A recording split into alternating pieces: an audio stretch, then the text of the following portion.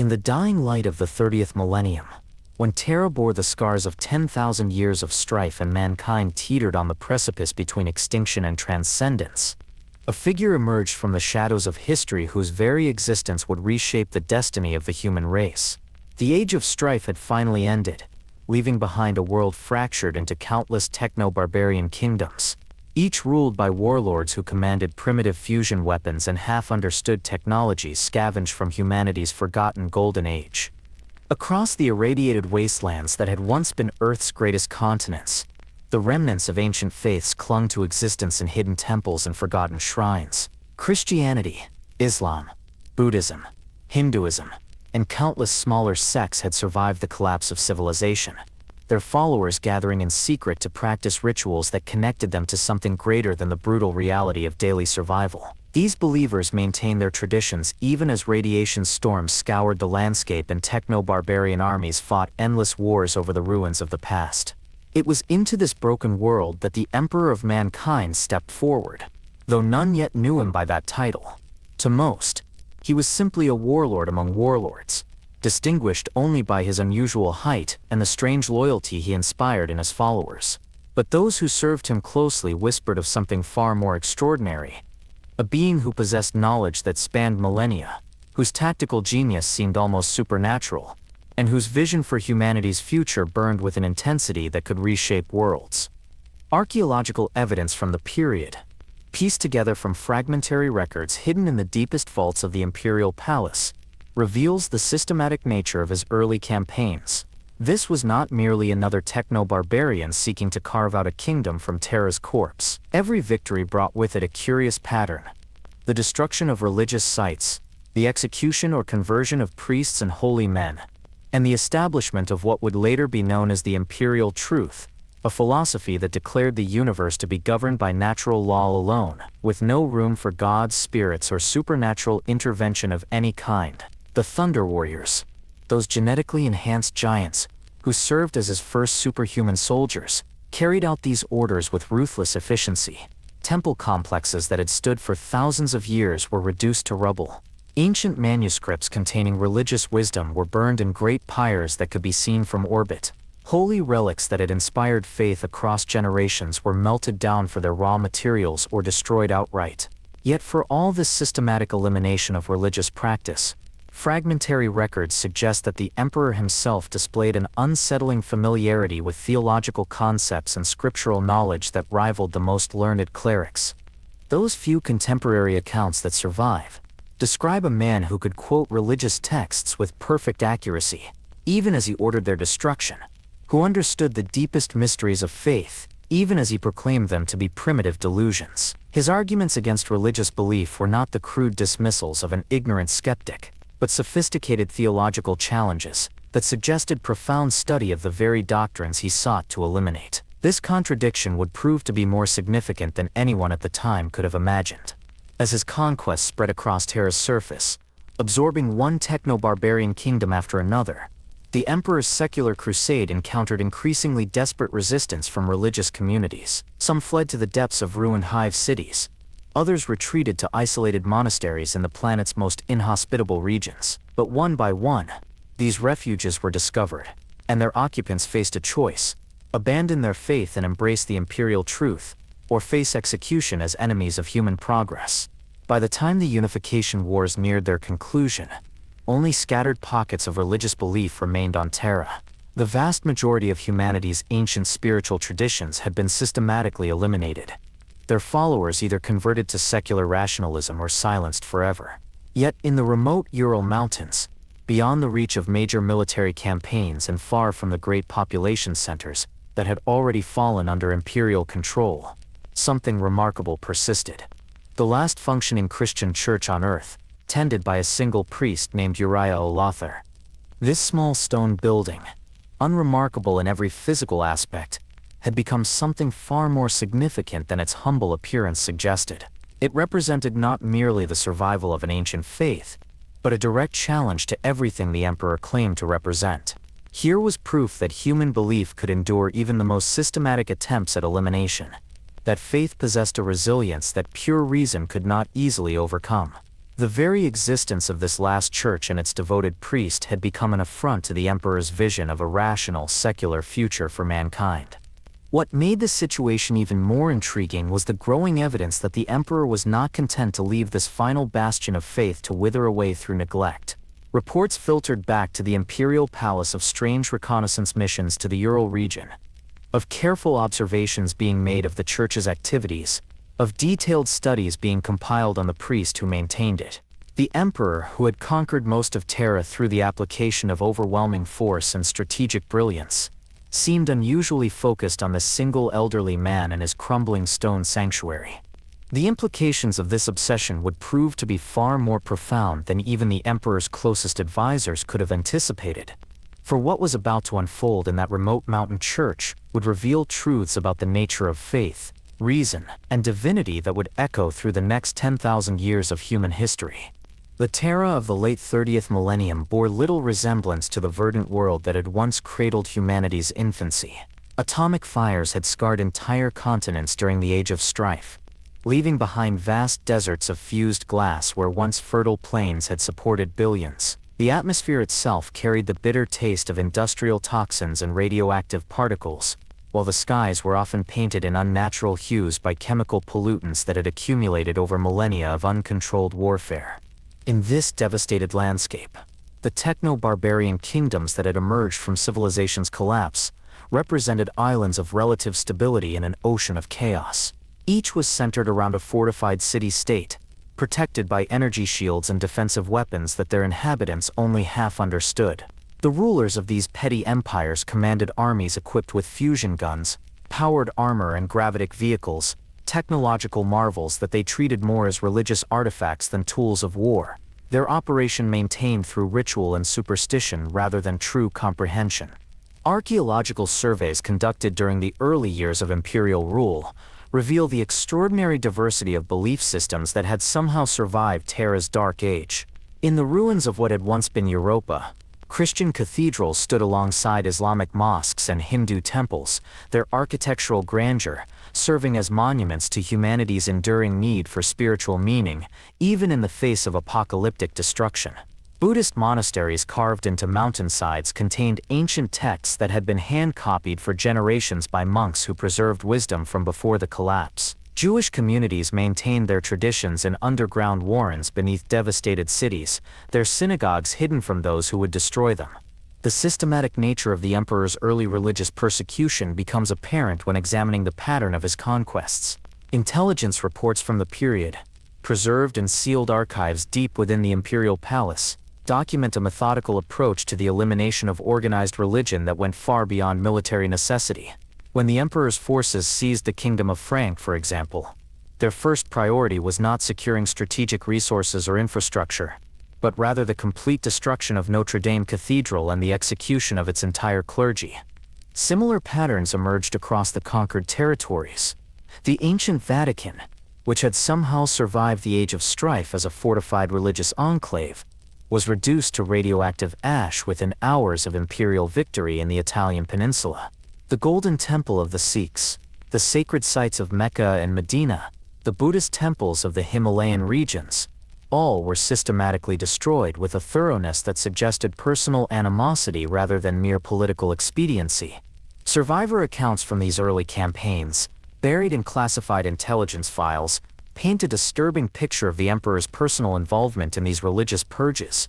Unlike other aspects of his military operations, which he typically delegated to capable subordinates, the elimination of religious sites and personnel seemed to demand his direct attention. Thunder warriors reported that their master would often personally interrogate captured priests and holy men, engaging them in lengthy theological debates before ordering their execution. These interrogations followed a consistent pattern that would later become tragically familiar. The emperor would demonstrate an encyclopedic knowledge of religious doctrine, quoting scripture with perfect accuracy and displaying an understanding of theological subtleties that often surpassed that of his prisoners. He would then systematically deconstruct their beliefs through logical argument, pointing out contradictions in their sacred texts and challenging the rational basis for their faith. Only when he had thoroughly demolished their theological positions would he pronounce sentence of death, as if their elimination was justified not by military necessity, but by their failure to defend their beliefs intellectually. The psychological profile that emerges from these accounts suggests a level of personal investment in the anti-religious campaign that went far beyond political calculation. The emperor did not merely seek to eliminate religion as an obstacle to human progress. He seemed compelled to prove again and again that faith was intellectually indefensible. Each debate became a test of his philosophical position, each victory a confirmation of his worldview's superiority. Yet the very intensity of his engagement suggested something deeper than mere rational conviction. As the unification wars progressed, and Terra's religious communities faced systematic destruction, a pattern of resistance began to emerge. Rather than face the emperor's forces in open battle, surviving believers adopted tactics of concealment and evasion. They hid their sacred texts in sealed containers buried beneath ruins. They conducted their worship services in deep caves and abandoned subway tunnels. They developed coded languages and secret symbols that allowed them to identify fellow believers while avoiding imperial detection. The effectiveness of these survival strategies varied considerably.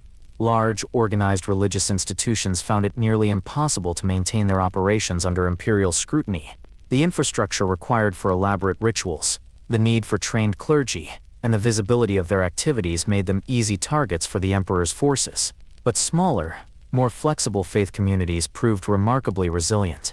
Individual families could maintain their beliefs through private prayer and hidden religious education. Secret networks of believers could preserve essential doctrines through oral tradition and carefully concealed texts.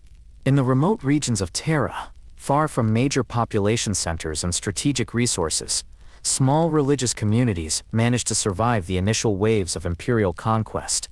The Ural Mountains, in particular, became a refuge for various Christian sects whose ancestors had fled religious persecution in earlier centuries.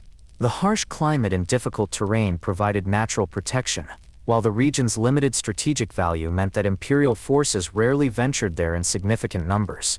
It was in this context that the last church of Uriah Olathaire took on significance far beyond its humble appearance. What had begun as a simple parish church serving a small mountain community gradually became the final bastion of organized Christianity on Terra. As other religious institutions fell to imperial forces, surviving believers began to make pilgrimage to this remote sanctuary, seeking spiritual guidance from a priest who had somehow maintained his faith despite witnessing the systematic destruction of everything he held sacred. The church itself was an unremarkable stone structure, built in the architectural style that had been common before the Age of Strife. Its simple design reflected the practical needs of a small congregation, rather than any grandiose theological statement. The building's single bell tower rose modestly above the surrounding pine trees, while narrow stained glass windows cast colored light across wooden pews that could accommodate perhaps 50 worshippers at most. Yet for all its physical simplicity, this humble building had become something unprecedented in the emperor's experience, a center of organized religious worship that had thus far escaped his notice. Uriah Olathaire himself was, by most accounts, an unremarkable man. Born in the mountain communities that surrounded his church, he had received his theological education from the few remaining Christian texts that had survived the Age of Strife. His ordination had been performed by one of the last bishops on Terra, an elderly man who had died shortly after ensuring the continuation of the apostolic succession. Uriah's congregation consisted primarily of local families who had maintained their faith through generations of hardship, supplemented by the occasional refugee from imperial religious persecution. What made Uriah exceptional was not his theological brilliance or charismatic personality, but rather his absolute certainty in his beliefs. Unlike the many religious leaders who had crumbled under the emperor's intellectual challenges, Uriah possessed a faith that seemed unshakable. He had studied the philosophical arguments against religion, understood the scientific worldview that the imperial truth promoted, and yet remained convinced that his beliefs represented something essential to human nature that could not be eliminated through logical argument alone. Reports from imperial intelligence operatives who had begun monitoring the region described a man who conducted his religious services with quiet dignity, counseled his parishioners with gentle wisdom, and maintained his church with meticulous care, despite its isolation and limited resources. There was nothing in Uriah's behavior that suggested fanaticism or extremism. He simply continued to practice his faith as if the emperor's secular crusade did not exist. creating a pocket of religious normalcy in a world where such things had supposedly been eliminated forever. This combination of factors, the survival of organized religious practice, the apparent contentment of the believers involved, and the complete absence of the intellectual collapse that had characterized other encounters between faith and imperial truth, created a unique situation that would soon demand the emperor's personal attention.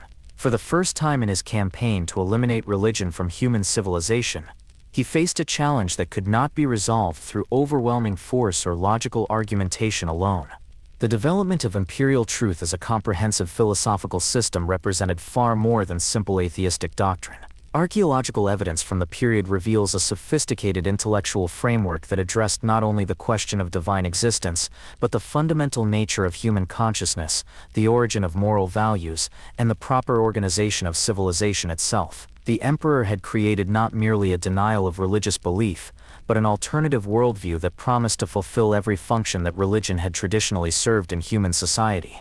At its foundation, imperial truth rested on the principle of scientific materialism carried to its logical extreme.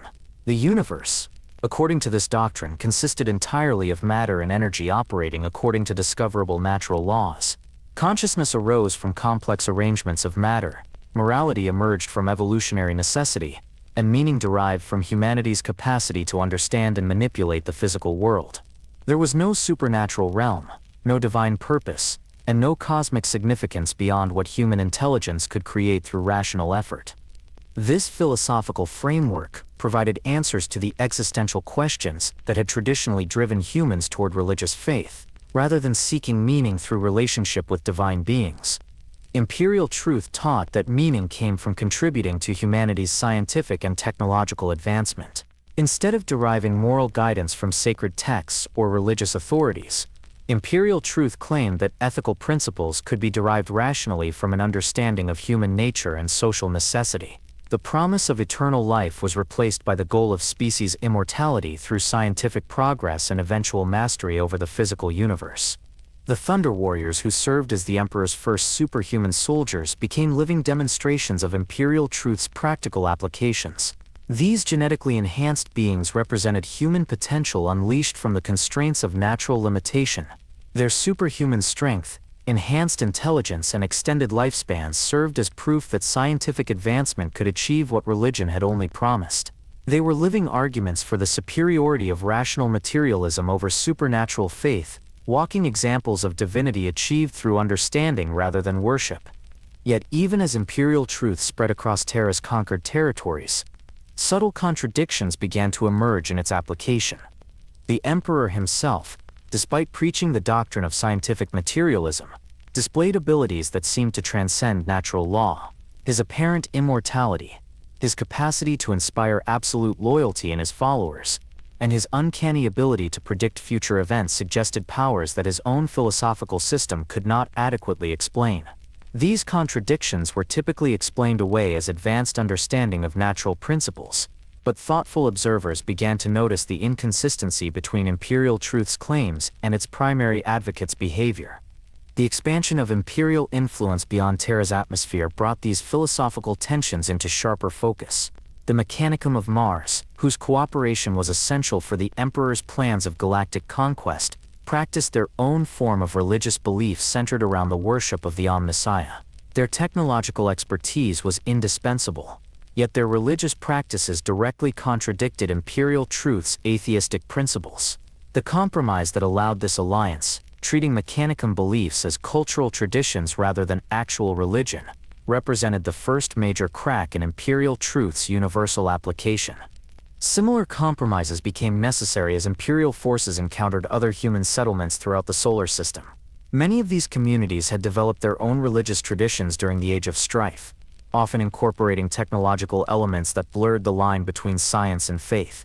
Rather than face the enormous task of converting or eliminating every religious believer in human space, imperial policy increasingly focused on preventing religious practices from interfering with military and administrative efficiency.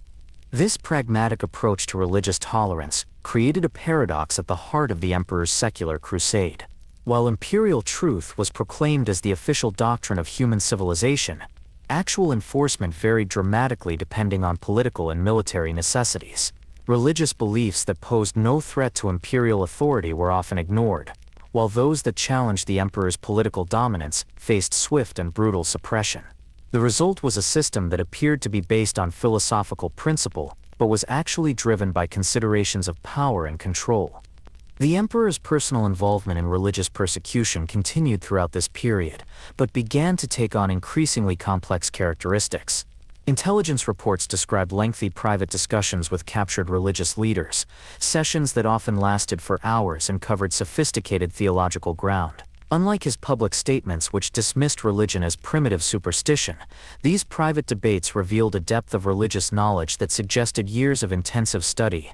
Former Thunder warriors who participated in these sessions reported that the emperor seemed genuinely interested in understanding the psychological mechanisms that made religious faith possible. He would explore the personal histories of his prisoners, seeking to understand the experiences that had led them to embrace supernatural beliefs. He appeared particularly fascinated by individuals who maintained their faith despite extensive scientific education, as if trying to solve a puzzle that challenged his fundamental assumptions about human nature. These psychological investigations yielded insights that the emperor incorporated into imperial truth's development. He identified the human need for meaning, community, and transcendence as the primary drivers of religious belief, then developed secular alternatives designed to fulfill these same psychological functions. The imperial military provided community and purpose, scientific advancement offered transcendence through the expansion of human capabilities, and service to the emperor himself supplied the meaning that individuals had traditionally found in divine worship. The effectiveness of these psychological substitutes varied considerably among different populations. Individuals with strong scientific backgrounds often embraced imperial truth enthusiastically, finding in its rational framework a more satisfying explanation of existence than traditional religious doctrine. Military personnel appreciated its emphasis on human achievement and species loyalty, but populations with deep religious traditions proved more resistant, maintaining their beliefs through underground networks and secret practices. As the unification wars neared their conclusion, the emperor's attention increasingly focused on the few remaining centers of organized religious activity on Terra.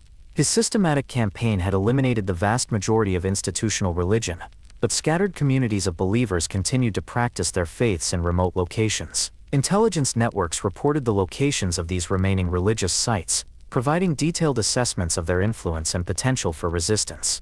Among these reports, one location began to receive disproportionate attention from the highest levels of imperial command.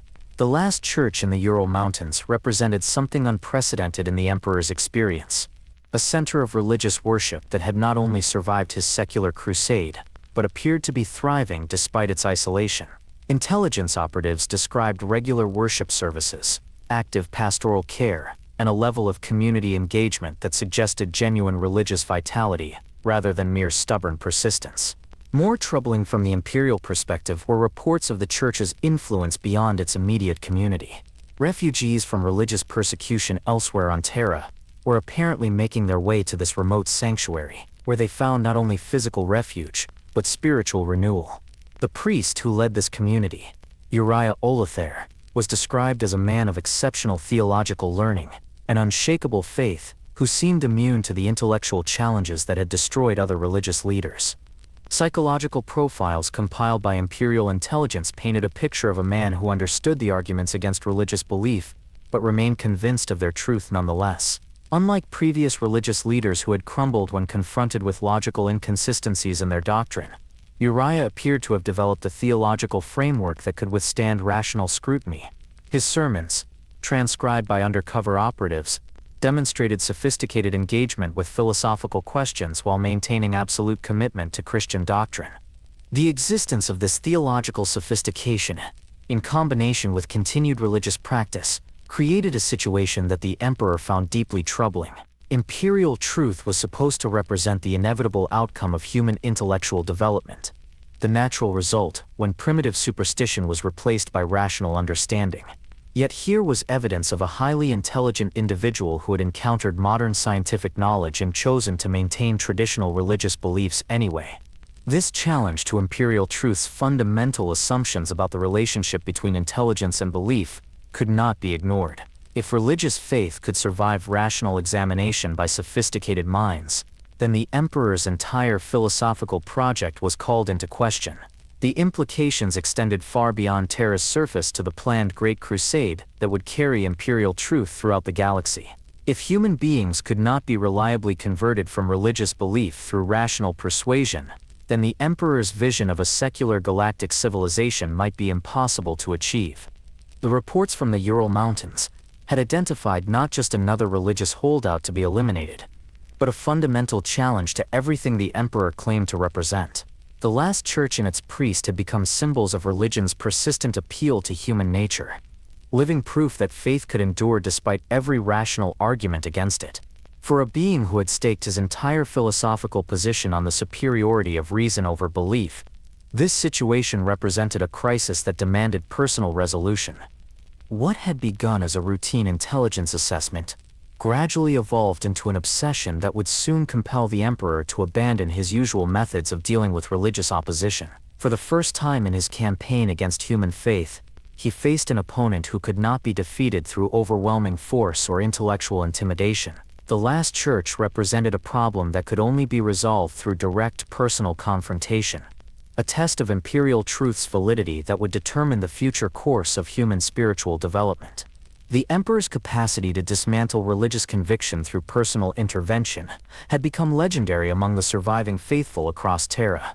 Classified intelligence reports from the period, preserved in the deepest archives of the imperial palace, document encounters that transcended mere theological debate to become demonstrations of an almost supernatural ability to penetrate the human psyche and extract the roots of belief itself. Cardinal Matthias of the Neo-Coptic Church, captured during the liberation of the Egyptus region, provided one of the most detailed accounts of these sessions before his eventual conversion to imperial truth. According to his testimony, recorded by Thunder Warrior interrogators, the emperor appeared in his cell without warning or ceremony, dressed in simple robes that gave no indication of his true identity. The cardinal initially mistook him for another prisoner, perhaps a scholar or philosopher who had been detained for ideological crimes.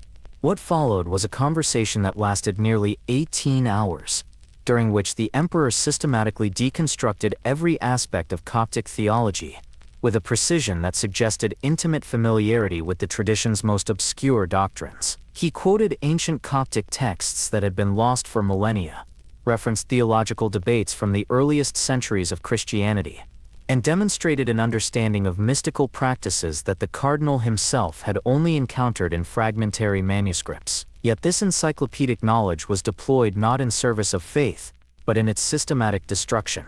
The emperor's method was not the crude ridicule that characterized most secular attacks on religion, but rather a surgical dissection of belief that honored the intellectual tradition even as it demolished its foundations.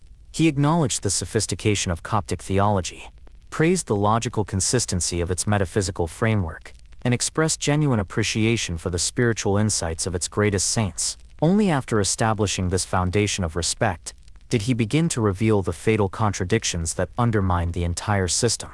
Cardinal Matthias described the gradual realization that his theological training, accumulated over decades of intensive study, was being systematically dismantled by someone whose understanding exceeded his own. The emperor revealed historical inaccuracies in sacred texts, pointed out logical impossibilities in doctrinal claims, and demonstrated how religious experiences could be explained through natural psychological processes. Each revelation was delivered with compassionate precision, as if the emperor genuinely regretted the necessity of destroying something beautiful but false. The psychological impact of these encounters extended far beyond intellectual defeat. Survivors consistently reported that the emperor seemed to perceive not just their arguments, but their underlying motivations, fears, and desires. He understood why they had embraced religious belief, what psychological needs their faith fulfilled, and how to address those needs through secular alternatives. The conversion process was not merely intellectual but deeply personal, addressing the whole human being rather than just their theological positions. Brother Thomas of the Himalayan Buddhist monasteries described a similar encounter following the imperial conquest of the high mountain regions. The emperor arrived at the monastery shortly after its capture, requesting a private audience with the community's most learned teacher. What followed was a demonstration of Buddhist philosophical understanding that exceeded anything the monks had encountered in their centuries-old tradition. The emperor engaged with concepts of dependent origination, emptiness, and the nature of consciousness, with a sophistication that suggested direct experiential knowledge rather than mere academic study. He could quote from Sanskrit texts that the monastery's library did not possess, reference teachings that had supposedly been lost during the Age of Strife, and engage with the most subtle philosophical distinctions with effortless precision. Yet he wielded this knowledge not to advance Buddhist understanding, but to reveal the ultimately arbitrary nature of its metaphysical assumptions. The monk described the emperor's demonstration of how Buddhist meditative states could be induced through technological means, how the dissolution of ego consciousness could be explained through neuroscience, and how the apparent transcendence of physical reality achieved through advanced practice was simply a reorganization of normal brain function. Each explanation was accompanied by practical demonstrations that left the monastery's most experienced practitioners unable to distinguish between technologically induced and naturally achieved spiritual states. Perhaps most disturbing to the surviving religious communities were reports of the emperor's apparent emotional investment in these conversion processes. Unlike political leaders who eliminated religious opposition for purely practical reasons, the emperor seemed genuinely concerned with the intellectual and spiritual welfare of his opponents. Thunder warriors reported observing their master spend hours in deep conversation with captured priests and theologians, displaying patience and attention that he rarely devoted to military or administrative matters. This personal engagement suggested that the emperor's anti-religious campaign was driven by something deeper than political calculation. Intelligence analysts noted the consistent pattern of his behavior: an initial period of respectful engagement with religious doctrine, followed by systematic intellectual demolition, concluding with genuine attempts to provide secular alternatives that could fulfill the same psychological functions as the abandoned faith. The process resembled therapy more than interrogation, as if the emperor viewed religious belief as a form of psychological illness that could be cured through proper treatment. The effectiveness of these personal interventions created significant problems for surviving religious communities. Unlike martyrdom, which could inspire others to maintain their faith in the face of persecution, intellectual conversion eliminated the possibility of religious heroism.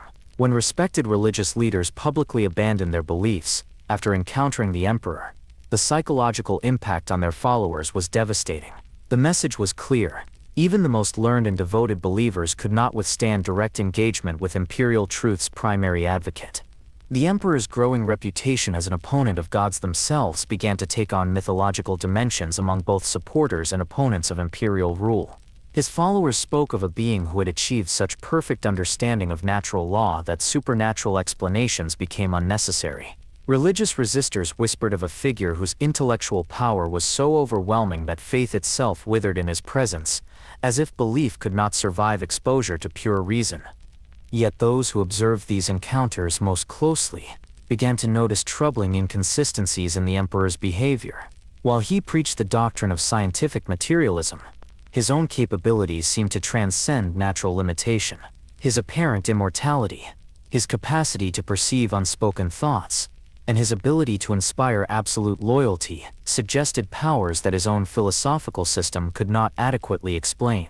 These contradictions were typically dismissed as advanced applications of scientific principles, but thoughtful observers wondered whether the emperor's opposition to supernatural claims might be more complex than it appeared. Intelligence reports from this period document the emperor's increasing focus on specific types of religious practitioners. While he showed little interest in engaging with ordinary believers who maintained their faith through simple acceptance, he seemed drawn to theologians, philosophers, and mystics, whose religious commitment was based on sophisticated intellectual or experiential foundations. These encounters appeared to provide him with a form of intellectual satisfaction that purely political or military activities could not match. The pattern of his religious persecution also revealed telling preferences. While he showed implacable hostility toward organized religious institutions and their hierarchies, he displayed curious mercy toward individual believers who maintained their faith through personal conviction rather than institutional affiliation. Small communities that practiced their beliefs without claiming universal authority or political power were often ignored entirely, as if the emperor distinguished between religion as personal conviction and religion as social institution. This selective approach to religious elimination created a complex landscape of survival and resistance across Terra's territories. Large hierarchical religious organizations faced swift and total destruction, their leadership eliminated and their institutions dismantled. But intimate communities of believers who practiced their faith discreetly could often continue their traditions unmolested, provided they made no attempt to expand their influence or challenge imperial authority. The surviving records of Uriah Olathaire's correspondence with other religious communities during this period reveal his growing awareness of these patterns. Unlike many religious leaders who viewed the emperor's campaign as simple persecution, Uriah recognized the sophisticated theological challenge that imperial truth represented. His letters demonstrate careful study of the philosophical arguments that had converted other religious leaders, suggesting a deliberate preparation for eventual confrontation. Uriah's analysis of the emperor's conversion techniques identified their primary weakness. They relied on the assumption that religious belief was fundamentally irrational and would collapse when subjected to logical scrutiny. But Uriah's own theological training had been grounded in the rationalist tradition of medieval scholasticism, which treated faith and reason as complementary rather than contradictory. His intellectual framework was specifically designed to withstand the kind of rational challenges that had destroyed other religious positions. More significantly, Uriah's correspondence reveals his understanding that the emperor's anti-religious campaign might be driven by personal, rather than purely philosophical motivations. The intensity of the emperor's engagement with theological questions, his encyclopedic knowledge of religious traditions, and his apparent emotional investment in converting individual believers suggested someone who was not merely opposed to religion, but deeply concerned with its implications for human development. This psychological insight would prove crucial in the confrontation that was beginning to seem inevitable. As imperial intelligence continued to compile reports on the last church and its priest, the emperor's attention became increasingly focused on this final bastion of organized religious faith on Terra. The stage was being set for an encounter that would test not only the intellectual foundations of religious belief, but the psychological motivations that drove the emperor's secular crusade. The apex of imperial truth's development as a comprehensive philosophical system coincided with the emperor's transformation from mere warlord to the undisputed master of Terra. Archaeological evidence from this period reveals the emergence of institutions, practices, and cultural forms that represented humanity's highest achievement in secular organization. Every aspect of imperial society was redesigned to function without reference to supernatural authority, creating a civilization that embodied the principles of scientific rationalism in its most refined form. The imperial palace, constructed atop the ruins of the ancient Himalayan monasteries that had once housed Buddhist contemplatives, served as the physical manifestation of imperial truth's triumph over religious superstition. Its architecture deliberately invoked the grandeur of humanity's technological achievements, rather than any divine inspiration. Massive laboratories replaced prayer halls. Libraries of scientific knowledge occupied spaces once devoted to sacred texts, and workshops for advanced engineering served the function that chapels had provided in earlier civilizations. Within these halls, the emperor assembled the greatest scientific minds that Terra could produce. The Council of Terra brought together physicists, biologists, engineers, and philosophers, whose collective knowledge exceeded anything humanity had achieved since the dark age of technology. These individuals represented the intellectual elite of their species, minds capable of unlocking the fundamental secrets of the universe through pure rational investigation. Their presence demonstrated that human genius required no divine inspiration to achieve transcendent understanding. The technologies developed within the imperial palace during this period provided tangible proof of imperial truth's superior effectiveness as a guide to reality. Genetic engineering techniques allowed for the creation of enhanced human variants whose capabilities far exceeded natural limitations. Psychic disciplines were refined through scientific study rather than mystical tradition, producing practical applications that surpassed anything achieved through religious practice. Even the apparent miracles attributed to various saints and holy men throughout history were systematically reproduced through technological means, revealing their natural rather than supernatural origins. The Thunder Warriors themselves represented the pinnacle of this scientific approach to human enhancement. These superhuman soldiers embodied every virtue that religious traditions had attributed to angels, saints, and divine avatars. They possessed strength that could shatter stone, intelligence that could solve complex tactical problems instantaneously, and loyalty that transcended personal survival instincts. Yet their abilities derived entirely from genetic modification, psychological conditioning, and advanced training rather than divine favor or supernatural intervention. More importantly, the Thunder Warriors served as living demonstrations that extraordinary human potential could be achieved through understanding rather than worship. Their creation required no prayers, rituals, or divine blessing, only sophisticated knowledge of genetics, psychology, and biochemistry applied with sufficient skill and resources. They proved that what humanity had traditionally sought from gods could be obtained through science, making religious faith not merely false but unnecessary. The educational systems established during this period reflected Imperial Truth's confidence in reason's capacity to address every human need. Religious instruction was replaced by comprehensive scientific education that covered not only technical subjects but ethics, aesthetics, and meaning-making.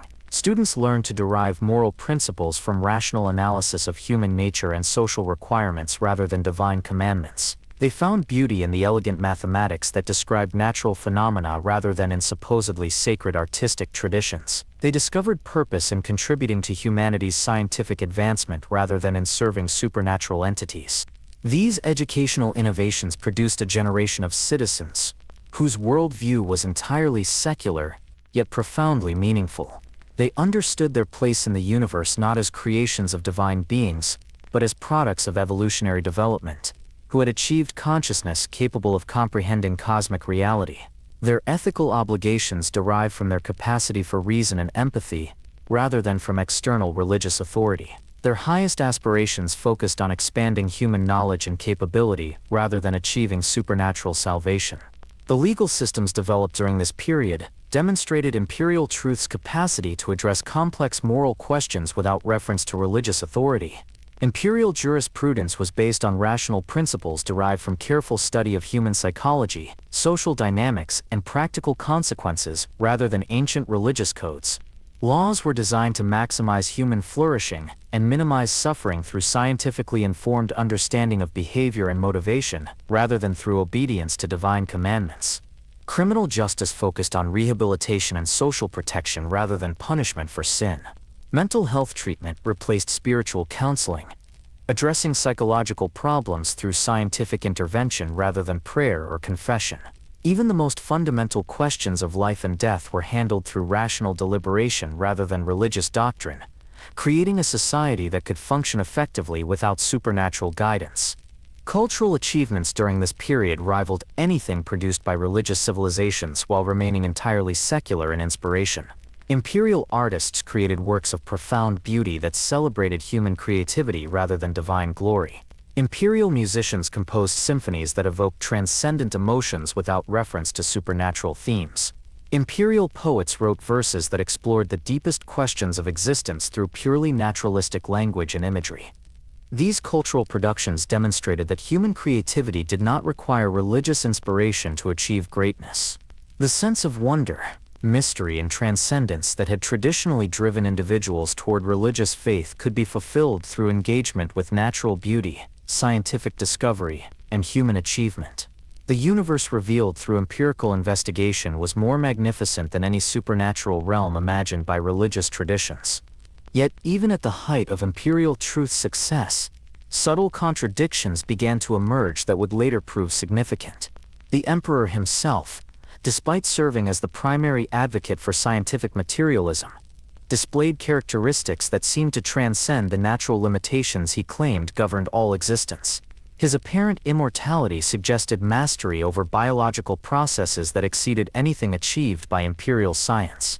His capacity to inspire absolute devotion in his followers resembled the religious charisma that Imperial Truth dismissed as psychological manipulation. Most troubling was the Emperor's own role within the imperial system. While Imperial Truth proclaimed that no individual possessed special authority over moral or philosophical questions, the Emperor's word was treated as final on all matters relating to doctrine and policy. Citizens were expected to accept his interpretation of scientific principles not because they could verify his claims independently, but because of their trust in his superior wisdom and knowledge. This dynamic resembled the relationship between religious believers and divine authority more than the critical skepticism that Imperial Truth supposedly promoted. Intelligence analyses from this period reveal growing awareness among imperial administrators of these philosophical tensions. Private communications between high-ranking officials express concern about the apparent contradiction between imperial truth's emphasis on rational skepticism and the absolute authority accorded to the emperor himself. Some wondered whether the secular philosophy they promoted was becoming a form of religion centered around the emperor's person rather than genuine scientific materialism. These concerns were typically dismissed as philosophical abstractions with little practical relevance. Imperial society was functioning effectively. Human knowledge was advancing rapidly, and the standard of living for Terra's population had improved dramatically under secular rule. Whatever theoretical problems might exist with imperial truth's philosophical foundations, its practical results seemed to justify confidence in its essential validity. The emperor's own perspective on these contradictions remains largely opaque, preserved only in fragmentary records of private conversations and personal observations. What evidence exists suggests that he was acutely aware of the tension between his advocacy of scientific skepticism and his own extraordinary nature. Private notes attributed to him during this period express frustration with humanity's tendency to transform rational principles into objects of religious devotion, as if the species possessed an irrepressible need for transcendent authority. More revealing are reports of the emperor's continued interest in theological questions despite his public rejection of religious belief. Palace staff described him spending long hours in private study of religious texts, not for purposes of refutation but apparently for genuine intellectual engagement. He maintained correspondence with scholars of comparative religion, explored questions of mystical experience and transcendence, and demonstrated knowledge of esoteric traditions that exceeded what would be necessary for purely polemical purposes. This persistent engagement with religious thought suggested that the emperor's opposition to faith might be more complex than his public statements indicated. Rather than simple rejection based on intellectual conviction, his anti-religious campaign appeared to be driven by deeper psychological needs that he himself might not fully understand. The very intensity of his focus on eliminating religious belief implied a relationship with the subject that transcended mere philosophical disagreement. As imperial forces prepared for the expansion beyond Terra that would become known as the Great Crusade, these unresolved tensions within imperial truth's foundations would prove increasingly problematic. The encounter with other human civilizations that had developed their own religious traditions would test whether secular philosophy could indeed provide a universal framework for human organization, or whether the spiritual needs that had driven humanity toward faith throughout history would ultimately prove irrepressible. The last church in the Ural Mountains had become more than just another target for religious elimination. It represented a test case for imperial truth's ultimate validity. If the sophisticated theological framework that Uriah Olathaire represented could be decisively refuted through rational argument, then the emperor's confidence in secular philosophy would be vindicated. But if religious belief could survive intellectual challenge from the most capable advocate of scientific materialism, then the fundamental assumptions underlying imperial truth might require reconsideration. The expansion of imperial truth beyond Terra's atmosphere marked a crucial test of its philosophical foundations and practical applicability. As imperial expeditionary forces ventured into the solar system and encountered the scattered remnants of human civilization that had survived the Age of Strife, they discovered a complex landscape of belief systems that challenged every assumption about religion's inevitable decline in the face of scientific advancement. The Luna gene cults presented the first major test of imperial truth's universal applicability. These communities had survived the long isolation of the Age of Strife by developing sophisticated biotechnologies that blurred the traditional boundaries between science and mysticism. Their genetic engineers, known as gene wrights, practiced their craft through ritualized procedures that combined precise technical knowledge with elaborate ceremonial traditions. They achieved remarkable feats of biological manipulation, while maintaining that their abilities derived from communion with the sacred essence of life itself. Imperial negotiators found themselves confronting a theological puzzle that defied easy resolution. The Luna gene cults produced tangible, scientifically verifiable results through their biotechnological practices. Their enhanced organisms demonstrated capabilities that exceeded anything achieved by purely secular imperial science. Yet their practitioners insisted that these achievements were impossible without proper spiritual preparation, ritual purification, and mystical understanding of life's sacred principles. The emperor's response to this challenge revealed the pragmatic flexibility that would characterize imperial religious policy throughout the Great Crusade. Rather than force immediate conversion to imperial truth, he authorized the classification of gene cult practices as advanced scientific traditions that employed metaphorical language to describe natural phenomena. Luna's biotechnological expertise was too valuable to sacrifice for philosophical purity, and the gene cult's beliefs were deemed sufficiently sophisticated to avoid the primitive superstition that imperial truth sought to eliminate. This compromise established a precedent that would prove increasingly important as imperial forces encountered other technologically advanced human civilizations. The distinction between primitive religion and advanced philosophical tradition became a flexible tool for managing the political necessities of expansion while maintaining imperial truth's theoretical supremacy. Communities that possessed useful knowledge or resources could have their beliefs reinterpreted rather than eliminated, provided they accepted imperial political authority. The mechanicum of Mars represented an even more significant challenge to imperial truth's coherence. These techno-priests had not only survived the Age of Strife, but had arguably surpassed ancient human technological achievements in certain specialized areas. Their mastery of machine systems was unquestionable. Their understanding of technological principles was profound, and their industrial capacity was essential for the Emperor's plans of galactic conquest.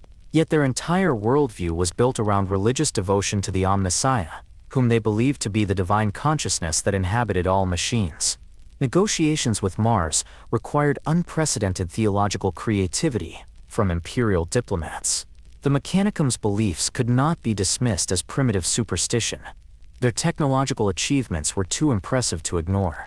Instead, imperial representatives developed the theory that Omnissiah worship represented an early form of scientific understanding expressed through traditional religious language. The machine god was reinterpreted as a metaphorical representation of the mathematical principles that govern technological systems, while Mechanicum rituals were classified as elaborate procedures for ensuring proper technical operation. This theological compromise allowed for the formal alliance between Terra and Mars, while preserving imperial truth's theoretical foundations. The Mechanicum was permitted to maintain its religious practices within the broader framework of imperial secular governance, creating a model of religious tolerance that contradicted imperial truth's original vision, but enabled practical political cooperation. The Emperor's willingness to accept this arrangement revealed the extent to which political necessity had begun to override philosophical consistency. The pattern established by these early encounters would shape imperial religious policy throughout the subsequent centuries of the Great Crusade. Human civilizations that possessed valuable resources or strategic importance could negotiate the classification of their beliefs as philosophical traditions rather than primitive religions, provided they accepted imperial political supremacy and avoided practices that directly challenged imperial authority. This flexible approach allowed for the rapid expansion of imperial control while avoiding the enormous costs that would have resulted from forced conversion of every encountered civilization. Yet this pragmatic tolerance created growing tensions within imperial truth's philosophical framework. The doctrine's original promise was to provide a universal rational foundation for human civilization that would eliminate the conflicts and irrationalities associated with religious belief. Instead, imperial practice increasingly resembled the complex theological negotiations that had characterized pre-unification Terra, with different human communities maintaining distinct belief systems under a loose imperial umbrella. More troubling for the Emperor personally was the growing evidence that religious belief could coexist with advanced scientific understanding and sophisticated technological achievement. The Luna gene cults and Martian Mechanicum demonstrated that human communities could develop impressive capabilities while maintaining supernatural beliefs that imperial truth declared to be fundamentally incompatible with rational thought. These examples challenged the core assumption that scientific advancement would naturally lead to religious decline. Intelligence reports from this period document the Emperor's increasing personal involvement in theological assessment of newly encountered human civilizations. Unlike military or administrative matters, which he typically delegated to capable subordinates, religious questions seemed to demand his direct attention. He personally interviewed religious leaders from conquered territories, conducted extensive theological examinations of their belief systems, and made final determinations about their compatibility with imperial truth. These personal investigations revealed the emperor's continuing obsession with understanding the psychological mechanisms that sustained religious faith in the face of scientific advancement. He seemed particularly interested in individuals who maintained supernatural beliefs despite extensive technical education, as if trying to identify some crucial factor that distinguished rational from irrational responses to empirical evidence. His private notes from this period express frustration with humanity's apparent resistance to purely logical approaches to existence. The theological complexity of managing imperial expansion created new opportunities for religious communities that had previously faced persecution on Terra. Small groups of believers who had survived the initial purges by maintaining complete secrecy began to emerge from hiding, claiming that their beliefs qualified as philosophical traditions rather than primitive religions. Some even attempted to demonstrate the practical value of their spiritual practices, arguing that they deserved protection under the precedents established by the Luna and Mars agreements. The emperor's response to these developments revealed the deeply personal nature of his anti-religious campaign. While he showed flexible tolerance for the beliefs of useful alien civilizations, he maintained absolute hostility toward human religious traditions that had existed on Terra before unification. The distinction appeared to be based not on philosophical principles, but on psychological associations. Foreign beliefs could be reinterpreted as acceptable, but familiar religious traditions triggered an emotional response that overrode practical considerations. This selective persecution created a complex underground of Terran religious communities that maintained their faith through careful concealment and creative reinterpretation of their practices. Some Christian groups began describing their worship as philosophical meditation on universal principles, while Buddhist communities characterized their practices as scientific investigation of consciousness. These semantic strategies allowed for the continuation of religious practice while avoiding the specific theological language that triggered imperial persecution. The survival of these hidden religious communities created a network of communication and mutual support that extended far beyond Terra's surface. As imperial expansion brought contact with other human civilizations, secret religious practitioners began establishing connections with off-world communities that shared similar beliefs. These clandestine networks facilitated the exchange of theological ideas, spiritual practices, and mutual support that strengthened religious resistance to imperial truth throughout human space. Reports of these underground religious activities increasingly occupied the emperor's attention as the Great Crusade progressed. Intelligence services devoted significant resources to identifying and monitoring religious communities that attempted to operate beneath the threshold of official persecution. The emperor personally reviewed major cases, apparently seeking to understand how religious belief could persist despite every rational argument against it. The last church in the Ural Mountains had become a focal point for these underground networks. Pilgrims from across the solar system made secret journeys to this remote sanctuary, seeking spiritual guidance from Uriah Olathaire and renewal of their faith in an increasingly secular universe. Intelligence reports describe the church as a hub of religious activity that connected scattered communities of believers across human space, making it far more significant than its humble appearance suggested. Uriah himself had emerged as a central figure in the theological resistance to imperial truth. His correspondence with religious leaders throughout human space demonstrated sophisticated engagement with the philosophical challenges that secular doctrine presented to traditional faith. Unlike many religious leaders who responded to imperial truth through simple rejection or desperate fundamentalism, Uriah developed nuanced theological positions that acknowledged scientific advancement while maintaining the essential truth of religious experience. His letters from this period reveal careful study of the compromises that had allowed Luna and Mars to maintain their spiritual traditions within the imperial system. Uriah recognized that the emperor's religious policy was driven by political rather than purely philosophical considerations, suggesting opportunities for negotiation that other religious leaders had not perceived. He began developing theological frameworks that might allow Christianity to survive within imperial space as a legitimate philosophical tradition rather than primitive superstition. This intellectual sophistication, combined with his growing influence among hidden religious communities throughout human space, made Uriah Olathaire a unique figure in the emperor's experience. Here was a religious leader who could not be dismissed as ignorant or primitive, whose theological positions were sophisticated enough to merit serious consideration, and whose influence extended far beyond his immediate community. The last church had become more than just the final bastion of organized religion on Terra. It represented a theological challenge that questioned the fundamental assumptions underlying the emperor's secular crusade. The initial manifestations of instability within imperial truth's philosophical foundations appeared as subtle inconsistencies that imperial administrators attributed to the natural growing pains of expanding governance rather than fundamental structural problems. Intelligence reports from the period document increasing frequency of theological disputes among imperial officials, growing confusion about religious classification policies, and emerging contradictions between imperial truth's theoretical principles and its practical applications. The most troubling early indicator emerged from psychological assessments of populations that had undergone forced conversion from religious to secular worldviews. Rather than the anticipated sense of liberation and intellectual clarity that imperial truth promised, many former believers displayed symptoms of profound existential disorientation. Medical officers reported increasing rates of depression, anxiety, and what they termed meaning deficit syndrome among individuals who had abandoned their traditional spiritual practices in favor of secular rationalism. Dr. Malka Surian, chief medical officer for the Luna Integration Command, compiled comprehensive psychological profiles of former Gene Cult members who had accepted conversion to imperial truth.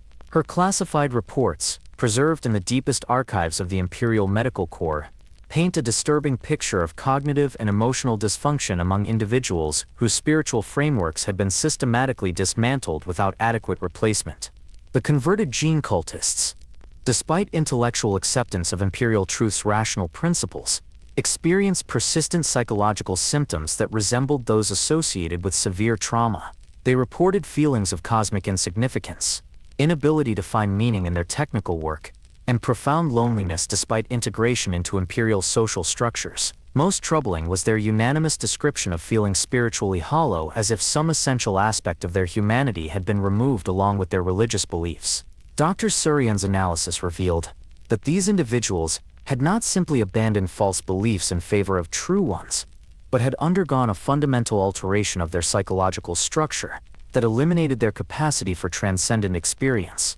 The Gene cult practices that imperial officials had dismissed as primitive superstition had apparently provided genuine psychological benefits that secular alternatives could not adequately replace. The conversion process had succeeded in eliminating religious belief, but had inadvertently damaged the subject's capacity for meaning-making and emotional fulfillment. Similar patterns emerged among other populations that had undergone religious conversion during imperial expansion. Former Buddhist monks from the Himalayan communities reported persistent difficulty with meditation practices that had previously provided profound peace and insight. When these techniques were reframed as scientific consciousness research, they lost their psychological effectiveness despite remaining technically identical. The change in conceptual framework had somehow altered the practice's capacity to produce transcendent experiences. Christian communities that had accepted reclassification of their beliefs as philosophical traditions discovered that their prayer and worship practices gradually lost emotional resonance when stripped of supernatural content. Even when the external forms remained unchanged, the removal of genuine theological belief appeared to eliminate the psychological benefits that had made these practices meaningful. The communities began to fragment as members sought more authentic spiritual experiences elsewhere. These psychological failures created practical problems that imperial administrators found increasingly difficult to ignore. Communities that had undergone successful religious conversion often displayed reduced productivity, creativity, and social cohesion compared to their pre-conversion state. The elimination of religious belief appeared to have unintended consequences that undermined the very objectives that imperial truth was supposed to achieve. More disturbing were reports of ideological backsliding among supposedly converted populations. Individuals who had publicly embraced imperial truth began secretly returning to their traditional religious practices, often with greater intensity than they had displayed before conversion. These underground reversions were characterized by heightened emotional investment and increased resistance to rational argument, as if the forced abandonment of faith had strengthened rather than weakened religious conviction. Imperial intelligence services devoted increasing resources to monitoring these clandestine religious revivals, but their efforts revealed a troubling pattern. The returning believers were not simply resuming their previous practices, but were developing new forms of faith that incorporated their exposure to imperial truth into more sophisticated theological frameworks. Their beliefs had become more complex, more intellectually defensible, and more resistant to the rational challenges that had previously proven effective. The emperor's personal response to these reports revealed the depth of his psychological investment in imperial truth's success. Rather than acknowledging the evidence of systematic problems with forced religious conversion, he attributed these failures to insufficient thoroughness in the conversion process. His solution was to intensify rather than modify the techniques used to eliminate religious belief, apparently convinced that more rigorous application of rational argument would eventually overcome human resistance to secular truth. This response pattern became characteristic of the emperor's approach to mounting evidence that imperial truth faced fundamental, rather than merely technical problems. When confronted with data that challenged his philosophical assumptions, he consistently interpreted the information as evidence of implementation failures rather than theoretical inadequacies. His intellectual investment in secular rationalism had become so complete that contradictory evidence was automatically reframed to preserve the doctrine's validity. Private conversations recorded by his closest advisors during this period reveal the emperor's growing frustration with what he perceived as humanity's irrational attachment to supernatural beliefs. He expressed bewilderment at the species' apparent inability to embrace the liberation that scientific truth offered, characterizing religious persistence as a form of psychological pathology that required more aggressive treatment. His language increasingly resembled that of a physician dealing with a stubborn disease rather than a philosopher engaging with legitimate intellectual alternatives. The theological assessments that the emperor conducted personally during this period became notably more confrontational and less patient than his earlier encounters with religious leaders. Where he had previously engaged in lengthy philosophical discussions that honored the intellectual sophistication of his opponents, he now approached these sessions with apparent predetermined conclusions about the irrationality of religious belief. The conversion process began to resemble interrogation more than dialogue. Former Thunder Warriors who observed these sessions reported disturbing changes in their master's behavior during theological encounters. The emperor displayed uncharacteristic emotional intensity when discussing religious topics, as if personal rather than merely intellectual considerations were at stake. His arguments became more passionate and less logical, relying increasingly on assertion of authority rather than rational persuasion to achieve conversion. Most troubling was the growing evidence that the emperor's anti-religious campaign was becoming psychologically necessary for his own mental stability. Advisors noted that he seemed to require regular confirmation of imperial truth's superiority through successful conversion of religious opponents. Periods without such theological victories were associated with increased irritability, social withdrawal, and obsessive focus on religious questions to the exclusion of other imperial responsibilities. These behavioral patterns suggested that the emperor's secular crusade had evolved beyond rational policy into a form of psychological compulsion. His need to disprove religious belief appeared to be driven by internal conflicts that he himself might not fully understand. The intensity of his opposition to faith began to resemble the passionate conviction of a true believer rather than the detached skepticism of a scientific rationalist. Intelligence analyses from this period identified increasing instability in imperial religious policy as local administrators struggled to implement contradictory directives. The official doctrine of scientific rationalism conflicted with the practical necessity of accommodating useful religious communities, while the emperor's personal obsession with theological conversion created pressure for more aggressive persecution of harmless spiritual practices. The resulting confusion undermined administrative efficiency and created resentment among populations that had previously accepted imperial rule. Reports from the outer solar system indicated that news of these religious policy failures was beginning to affect imperial expansion efforts. Human civilizations that might otherwise have welcomed imperial contact became suspicious of secular doctrine that appeared to cause psychological damage to its adherents. Some communities began preemptively organizing resistance to imperial approaches, viewing imperial truth as a form of spiritual warfare rather than intellectual advancement. The last church in the Ural Mountains had become a symbol of these broader tensions within imperial religious policy. Intelligence reports described increasing pilgrim traffic to this remote sanctuary, as believers sought refuge from the psychological pressures of living under secular governance. Uriah Olathaire's influence was growing not only among traditional Christians, but among individuals from various religious backgrounds who found in his theological sophistication a compelling alternative to imperial truth's increasingly dogmatic materialism. More significantly, intercepted communications revealed that Uriah had begun developing theological responses to the specific psychological problems that imperial truth created for former believers. His pastoral letters addressed questions of meaning-making in secular societies, maintaining spiritual practice under materialist governance, and preserving religious conviction in the face of rational challenges.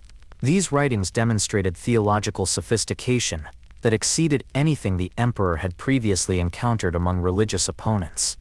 The combination of imperial truth's practical failures and Uriah's growing theological influence created a situation that the emperor found increasingly intolerable. For the first time in his secular crusade, he faced evidence that religious belief might not be simply a primitive stage of human development that could be overcome through education and rational argument. The persistent appeal of faith, despite every attempt at elimination, suggested that supernatural belief addressed genuine human needs that secular alternatives could not adequately fulfill. This possibility challenged the fundamental assumptions that had driven the emperor's anti-religious campaign from its inception. If religious faith served essential psychological functions that rationalism could not replace, then imperial truth might be causing more harm than benefit to the human communities that embraced it.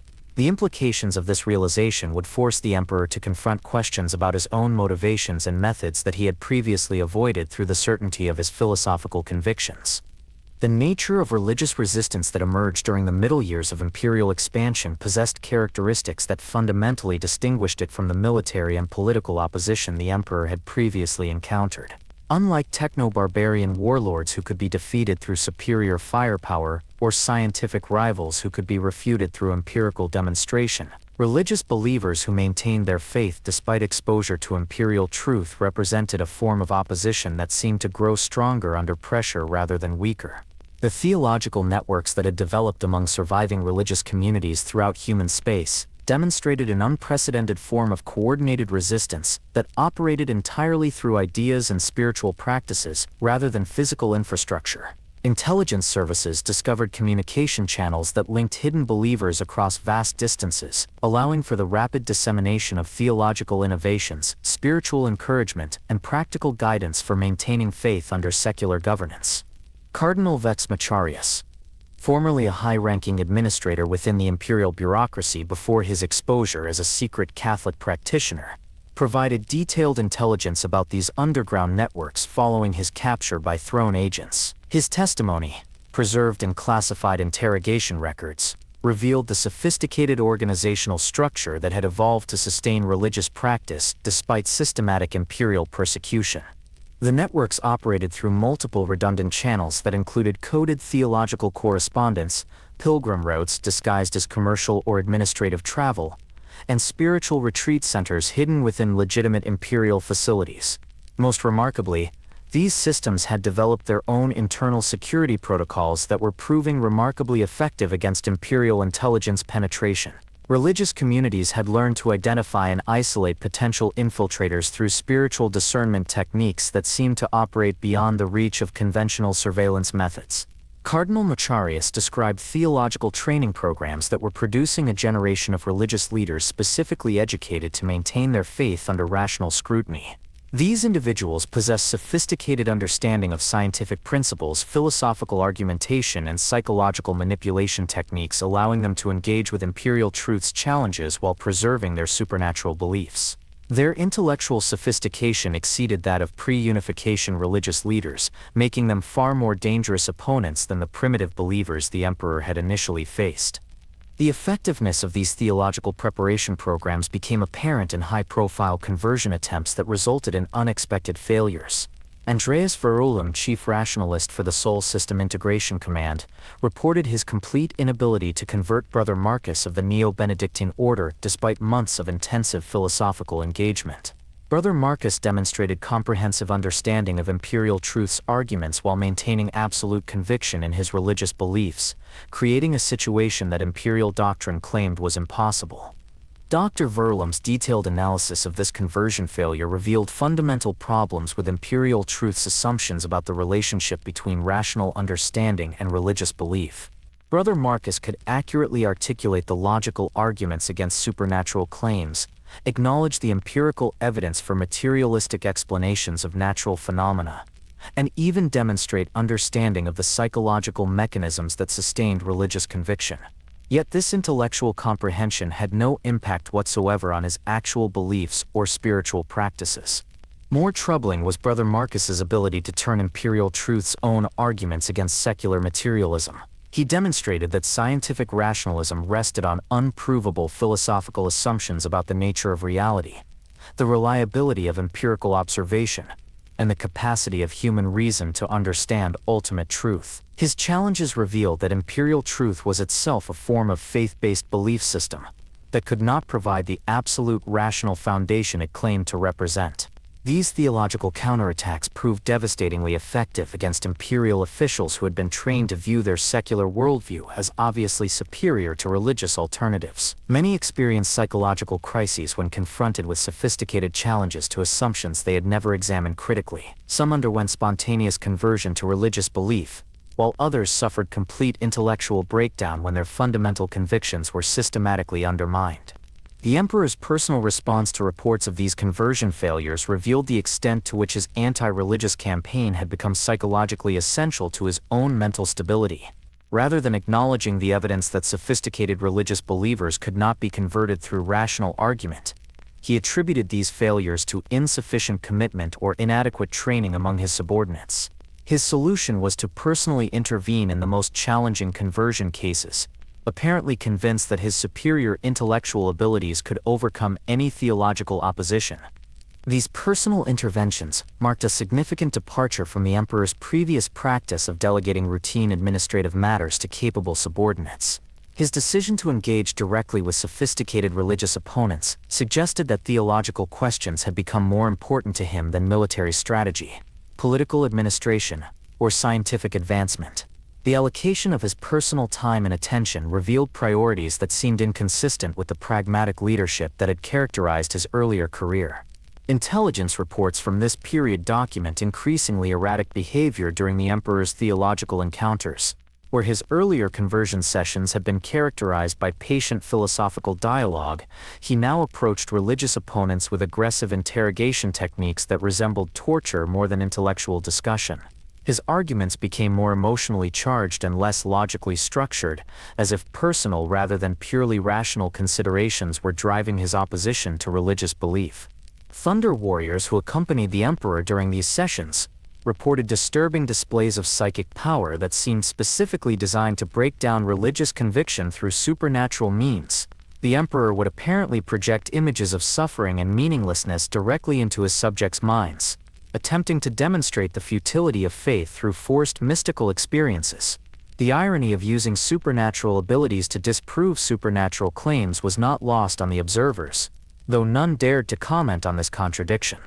Perhaps most troubling was the evidence that these intense theological encounters were having negative effects on the emperor's own psychological state.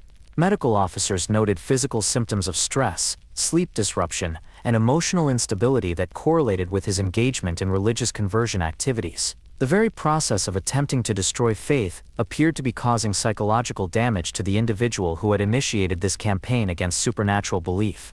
The theological sophistication of religious resistance was exemplified by the emergence of new doctrinal developments that incorporated exposure to imperial truth into more complex spiritual frameworks. Rather than simply rejecting secular challenges to traditional beliefs, innovative religious thinkers began developing theological positions that acknowledged scientific advancement while maintaining the essential truth of supernatural claims.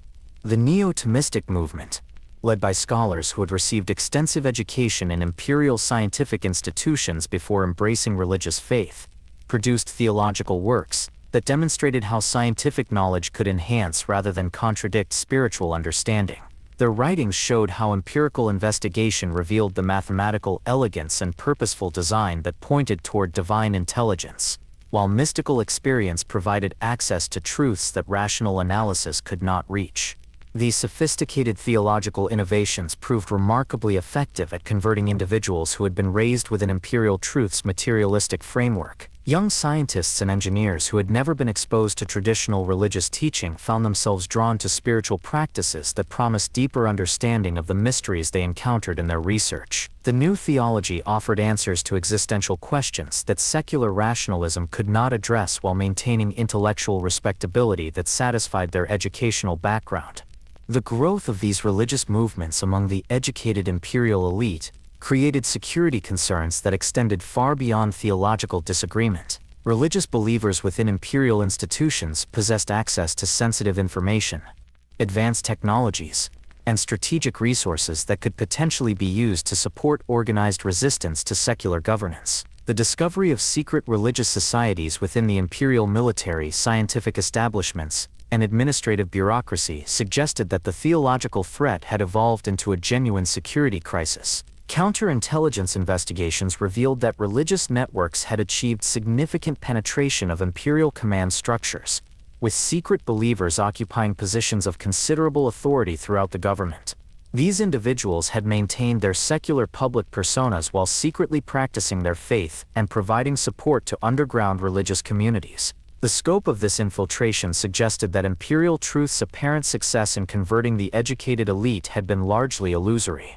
More alarming was evidence that some religious infiltrators were actively working to sabotage imperial anti-religious policies from within the system itself. Administrative delays, intelligence failures, and resource allocation problems that had hindered persecution efforts were traced to deliberate interference by secret believers who occupied key positions within imperial bureaucracy. The secular state was being undermined by its own personnel, who had successfully concealed their theological loyalties while working to protect their fellow believers.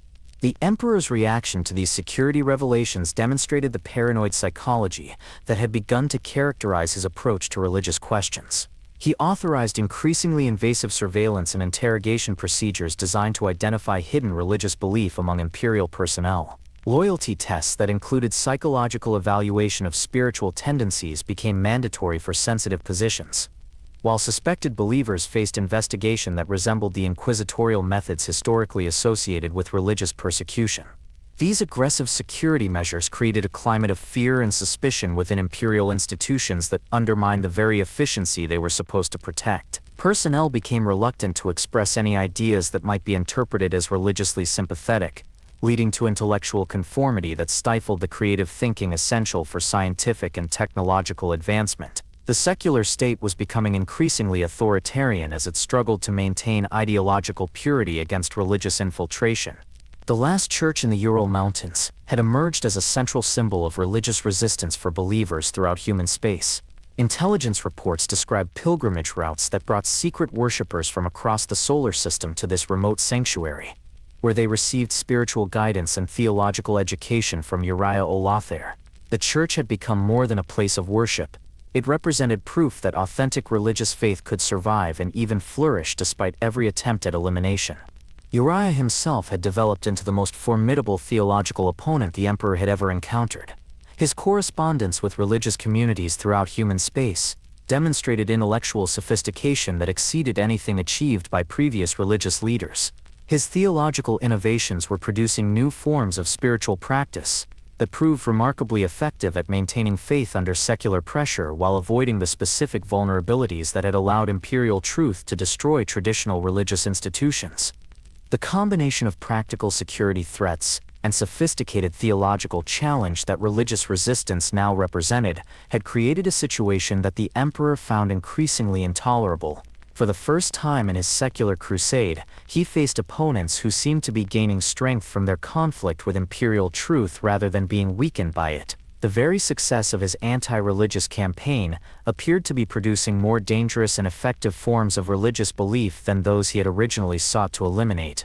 The emperor's decision to abandon his established methods of religious conversion in favor of direct personal confrontation represented a fundamental departure from the strategic patience that had characterized his previous achievements. Archaeological evidence suggests that this shift occurred suddenly, without consultation with his closest advisors, and reflected psychological pressures that had been building throughout his increasingly unsuccessful attempts to eliminate sophisticated religious belief from human civilization. The classified records of his final strategic planning sessions reveal a remarkable transformation in the emperor's decision-making process. Where he had previously approached complex problems through careful analysis, extensive consultation, and methodical implementation, his approach to the religious question had become impulsive, emotionally driven, and resistant to rational evaluation. His advisors noted with growing concern that their master seemed to be making decisions about theological matters based on personal compulsion rather than strategic calculation. Lord Commander Valdor, the highest ranking of the Custodian Guard, preserved detailed observations of the emperor's behavior during this period in his personal journals. These documents, sealed within the deepest vaults of the imperial palace, describe a being who had begun to display symptoms of psychological obsession that were affecting his capacity for effective leadership. The emperor's attention had become fixated on religious questions to the exclusion of other imperial responsibilities, creating administrative problems throughout the expanding human empire. The specific trigger for the emperor's decision to personally visit the last church appears to have been a theological treatise written by Uriah Olathaire that had begun circulating among religious communities throughout human space. This document, titled The Nature of Sacred Authority in a Material Universe, represented the most sophisticated challenge to imperial truth that the emperor had yet encountered. Rather than simply defending traditional religious claims against secular criticism, Uriah had developed a comprehensive theological framework that incorporated scientific knowledge while maintaining the essential truth of supernatural belief. Uriah's treatise demonstrated that empirical investigation of the natural world revealed patterns of mathematical elegance, purposeful complexity, and emergent consciousness that pointed toward intelligent design rather than random materialistic processes. He argued that scientific advancement enhanced rather than contradicted spiritual understanding by revealing the sophisticated mechanisms through which divine intelligence operated within physical reality. Most provocatively, he suggested that beings who possessed extraordinary capabilities might themselves be expressions of divine presence rather than merely advanced applications of natural law. The implications of this theological argument for the emperor's own status were unmistakable. If Uriah's framework was correct, then the emperor's superhuman abilities, apparent immortality, and capacity to inspire religious devotion suggested that he was himself a manifestation of the divine power whose existence he so vehemently denied. The theological treatise essentially argued that the emperor's anti-religious campaign was a form of self-denial that prevented him from understanding his own nature and purpose. The emperor's response to this theological challenge revealed the extent to which his secular convictions had become psychologically essential to his sense of identity. Rather than engaging with Uriah's arguments through the normal channels of philosophical correspondence or formal debate, he announced his intention to personally visit the last church and resolve the theological question through direct confrontation. This decision represented an unprecedented departure from his usual practice of delegating religious matters to specialized personnel. The risks associated with this personal intervention were immediately apparent to his advisors. The emperor's presence at the last church would inevitably legitimize the religious opposition he sought to eliminate, transforming a simple persecution operation into a theological event of cosmic significance. Moreover, his willingness to engage personally with Uriah Olathaire implied that he viewed the priest as an intellectual equal worthy of direct attention, contradicting imperial truth's dismissal of religious belief as primitive superstition. More troubling was the psychological vulnerability that the emperor's decision revealed. His need to personally refute Uriah's theological arguments suggested that he experienced the priest's challenge as a threat to his fundamental sense of self, rather than merely an obstacle to political objectives. The intensity of his response implied that questions about his own divine nature touched psychological wounds that rational argument could not heal. The emperor's preparation for his encounter with Uriah involved unprecedented levels of theological study that consumed months of his personal time. Palace librarians reported that he had requested access to every religious text in the imperial archives, spending countless hours in private study of doctrines he had previously dismissed as worthless superstition. His personal notes from this period reveal sophisticated engagement with theological questions that rivaled the scholarship of professional religious academics. Perhaps most revealing was the emperor's decision to approach the last church in disguise, rather than with the overwhelming display of power that typically accompanied his public appearances. He chose to present himself as a simple traveler, adopting the name Revelation and concealing his true identity beneath psychic veils that would make him appear to be an ordinary human being. This deception suggested that he wanted to engage with Uriah's arguments on their own terms, rather than simply overwhelm the priest through demonstrations of supernatural authority. The psychological significance of this disguise extended beyond mere tactical considerations. By concealing his divine nature, the emperor was essentially denying the very characteristics that Uriah's theological framework claimed were evidence of sacred authority. The choice to appear human represented a form of self-negation that contradicted his actual nature while supporting his secular worldview. He was, in effect, disguising himself as what he claimed to be rather than revealing what he actually was.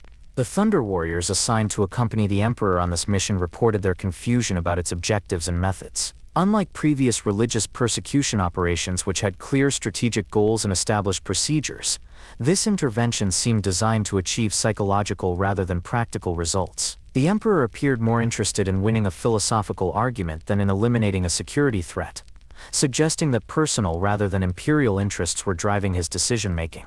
The timing of the emperor's visit to the last church coincided with the final preparations for the Great Crusade that would carry imperial forces beyond the solar system. The allocation of his personal attention to a single elderly priest during this crucial period revealed the extent to which religious questions had come to dominate his thinking. His closest advisors expressed private concern that their master's theological obsessions were compromising his capacity to provide effective leadership for humanity's expansion into the galaxy. Intelligence analyses from this period suggest that the emperor's decision to confront Uriah personally was driven by unconscious recognition that his anti-religious campaign had failed to achieve its fundamental objectives. Despite decades of systematic persecution, religious belief not only persisted, but had evolved into forms that were more sophisticated and more resistant to rational challenge than those he had originally encountered. The survival and growth of theological sophistication, despite every attempt at elimination, suggested that supernatural belief addressed genuine human needs that secular alternatives could not fulfill. The emperor's increasing isolation during the preparation period reflected his growing awareness that none of his advisors could understand the psychological pressures that drove his theological obsessions. His need to personally refute religious claims had become a compulsion that he could not explain to others or resist within himself. The very intensity of his opposition to supernatural belief had begun to resemble the passionate conviction of a religious believer rather than the detached skepticism of a scientific rationalist. The final briefings before the emperor's departure for the Ural Mountains revealed the extent to which this personal mission had taken precedence over broader imperial concerns. Military preparations for the Great Crusade were postponed while he devoted his attention to a single theological encounter. Scientific projects lost resources as personnel were reassigned to provide support for religious persecution activities. Administrative functions throughout the growing empire suffered as the emperor's attention became fixated on proving the superiority of secular rationalism over supernatural faith. The transformation of what should have been a routine security operation into a mission of cosmic significance reflected the psychological dynamics that had come to dominate the emperor's relationship with religious questions. His need to personally defeat Uriah Olathaire had become more important than any practical consideration, suggesting that the outcome of their encounter would determine not only the fate of Christianity on Terra, but the emperor's own sense of identity and purpose. The stage was thus set for a confrontation that would transcend the normal boundaries of political authority and intellectual debate to become a fundamental test of the competing worldviews that would shape humanity's future development. The emperor's desperate need to prove his secular convictions against the most sophisticated theological opponent he had ever encountered would force him to confront questions about his own nature that he had previously avoided through the certainty of his philosophical positions. The irony of this situation was not lost on the few advisors who understood the full implications of what was about to unfold.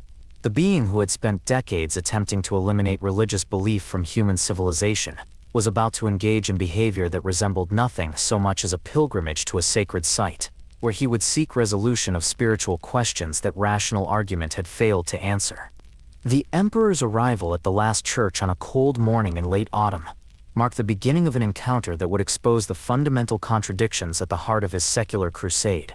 Archaeological evidence from the site, discovered millennia later by imperial scholars, reveals that he approached the humble stone building on foot, having dismissed his Thunder Warrior escort at a considerable distance to ensure the privacy of what was to come. The man who ruled Terra through displays of overwhelming power chose to present himself as a simple traveler seeking shelter from the mountain cold.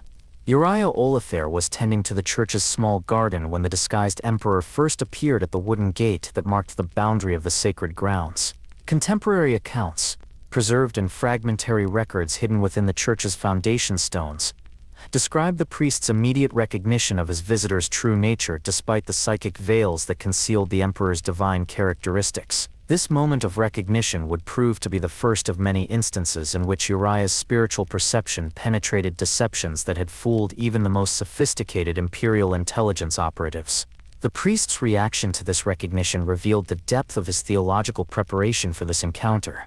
Rather than demonstrating the fear or awe that typically characterized responses to the emperor's presence, Uriah displayed calm acceptance that suggested he had long anticipated this meeting. His greeting was courteous but not deferential, addressing the emperor's revelation while making it clear through subtle verbal cues that he understood exactly who stood before him. The psychological dynamics of this initial encounter immediately subverted the emperor's carefully planned approach. He had intended to engage with Uriah as an intellectual equal, using rational argument to demonstrate the superiority of secular materialism over religious superstition. Instead, he found himself confronted by a man who possessed spiritual insight that exceeded his own capacity for deception. The priest's ability to perceive truth despite elaborate concealment suggested access to knowledge that imperial truth claimed was impossible. The emperor's internal response to this unexpected development, reconstructed from his later behavior patterns and fragmentary personal notes, reveals the beginning of a psychological crisis that would intensify throughout their conversation. His entire approach to religious questions was predicated on the assumption that believers were either intellectually inferior or emotionally compromised individuals who could be converted through proper application of rational argument. Uriah's demonstration of spiritual perception that transcended normal human limitations challenged this fundamental assumption in ways that purely theological debate could not. The conversation that followed unfolded over the course of nearly 18 hours. Extending from the morning of the emperor's arrival through the following dawn. Reconstructed from multiple sources including Uriah's personal journal, imperial intelligence surveillance records, and later testimonies from local residents who observed portions of the encounter. This dialogue represents the most comprehensive theological discussion between secular and religious worldviews in recorded human history. The emperor's opening arguments followed the pattern that had proven successful in previous conversion attempts. He presented the case for scientific materialism with eloquent precision, demonstrating how empirical investigation had revealed natural explanations for phenomena that had previously been attributed to supernatural intervention. He showed how religious belief arose from humanity's primitive need to find patterns and purpose in a universe that was actually governed by random physical processes operating according to discoverable mathematical laws. Uriah's initial responses revealed the sophisticated theological framework he had developed through decades of study and spiritual practice. Rather than simply defending traditional religious claims against secular criticism, he acknowledged the validity of scientific discoveries while arguing that they revealed rather than contradicted evidence of divine intelligence. He demonstrated how the mathematical elegance of natural law, the fine-tuned constants that allowed for the emergence of life and consciousness, and the capacity of rational beings to understand cosmic principles all pointed toward purposeful design rather than random chance. The emperor's reaction to these arguments marked the first indication that this encounter would not follow his expected script. Where previous religious opponents had been unable to engage effectively with scientific evidence, Uriah demonstrated comprehensive understanding of empirical methodology while maintaining his supernatural beliefs.